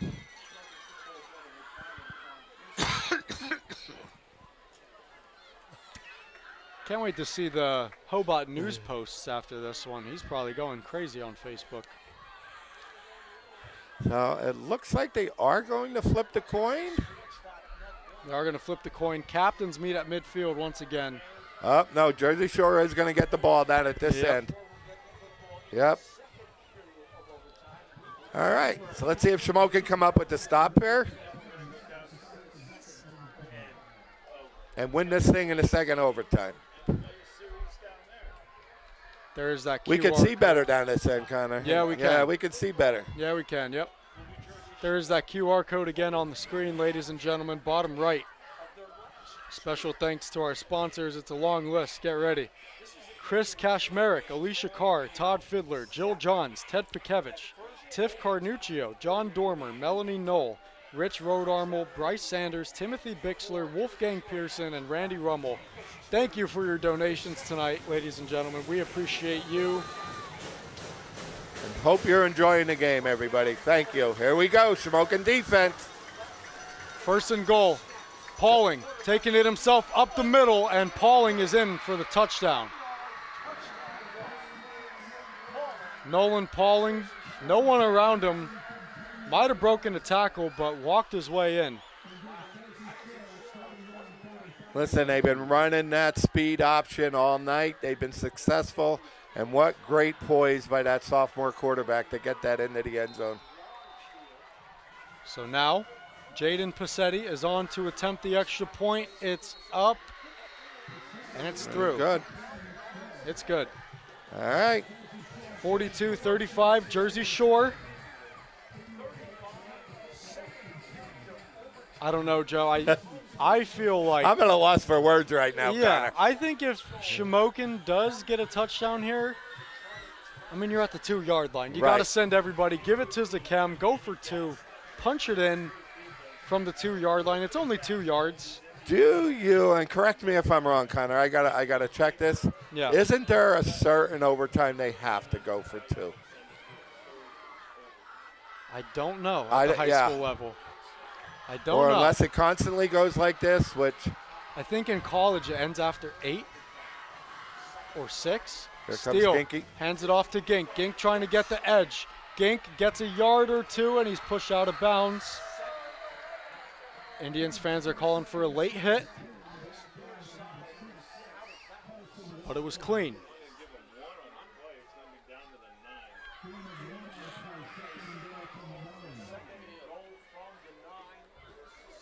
Gink only got 1. 2nd and goal from the 9. Indians offense lines up back out there. Clinton is 2 Steele's left as the back. 2nd goal and Here 9. comes the old belly Here play to is Clinton. Zakem Clinton to got the outside. corner. Clinton's got the Clinton edge. got the corner. Pushes one guy, takes one guy out of bounds with him, so the Indians get closer. Looks like they're inside the 5 now. Yep, got him in. Zakem and Logan's part of the field now. From the 4, gain of 5 for Zakem there. 3rd down and 4. And Steele's in the huddle. He breaks it. 3rd and 4. 3rd and goal from the 4. Clinton is to the right now. Steele takes the snap, takes it himself, looks for that lead block, gets it, And and he he's gets in it. for the touchdown. That's his part of the field. Touchdown, Logan Steele. Like you said, Connor, what do we do here? We go for 2? What do you think? We go for the win here? Why not? I don't know. I don't know how conservative Persing wants to play. I mean, you have Zakem Clinton. Looks like they're staying out there. No, we got Steinhardt out there with the T. Never mind. They're going to call a timeout here, and I think, Jersey Shore is going to call a timeout.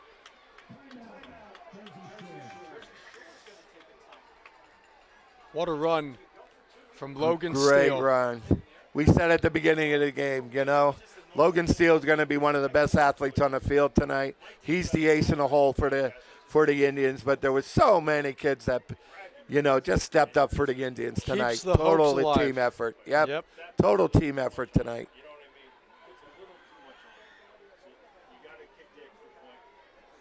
So now,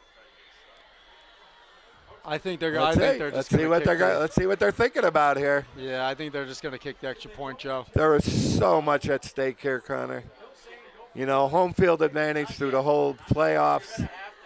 Yeah, this is huge. I mean, That's I hear people talking in the press box here. Yeah. At what overtime period do they have to go for 2? I think at a 3rd, maybe. I don't know if it's after 2 or 3. I don't know either. That's what we were just talking about here. We may get to that point. Mr. Manny from Black Diamond here, adding his professional input here, but I think they are going for 2, Connor. Oh my goodness! I think they're going for 2. Here we go. I love this call. Indians I are love this going for call. 2. Oh nope, they're calling timeout. Oh my gosh! Wow, Joe. I can't get any more scared than I am right now. I think they wanted to go for 2 and they weren't set up correctly. Yeah. I think they were going for 2. They didn't have the offense set up correctly. School board director Jeff Kashner up here. His heart's beating like crazy up here. As with the rest of us. As with the rest of us. As with the rest of us. I said it though, Joe. You have Zakem Clinton from the 2-yard line. That doesn't seem like that long. You just got to stack that line, give him a little bit of a hole. He'll get in there. There's so much at stake here, though. Let's see what's going to happen. Steinhardt so is much out at there. Stake. Steele's out there. Clinton's out there. We're going for 2. For it. Indians are going to go for 2. I love the call. Love the call, Connor. Listen, we're at home with our crowd. 42-41. Jersey Shore has the lead. Shamokin's going for 2. This is it. Zakem Clinton is the back. Gink with the motion. Here goes Steele. Steele gonna get it! Steele got it! They're gonna storm the field, baby! They're gonna storm the field! Oh my goodness! Logan Steele finds a hole and converts the 2 points, and the Indians win it! Oh my goodness! God! Kemp Memorial Stadium is going crazy here! The whole fan base! Oh my goodness! The whole student body has stormed the field. The Shamokin Indians move to 4-0 as they defeat Jersey Shore 43-42 in double overtime at Kemp Memorial Stadium. What a game. And a great call by Coach Persing down there when the game's on the line. Got the home field. Go for it. What else you got to lose? Great call. Another absolute Instant classic. Instant classic between Shamokin and Jersey Shore. Joe, this will not be the last time these two teams meet this year. What a win for Shamokin. Another statement win over Jersey Shore. A great game played by both teams. Goodness. We got a whole season ahead of us, Connor, but I counted the weeks. 8 weeks from tonight, we're going to be here for that district final game against this same Jersey Shore team. Listen, my hat's off to Jersey Shore. Hats off to Jersey Shore. They played a hell of a game. Played a heck of a football game, but good for those Indians. This is their game. Oh my goodness, I can't believe it. Great call. I can't believe it. Great call. Thank you for everyone that tuned in. I'm Connor Phoenix. This is Joe Haddock. Yep. Thank you everybody for tuning in. See you in 2 weeks with Selinsgrove. Indians Thank you everybody. 43-42, double overtime. The Indians are 4-0. Good night, everybody. Oh my God. Are you kidding?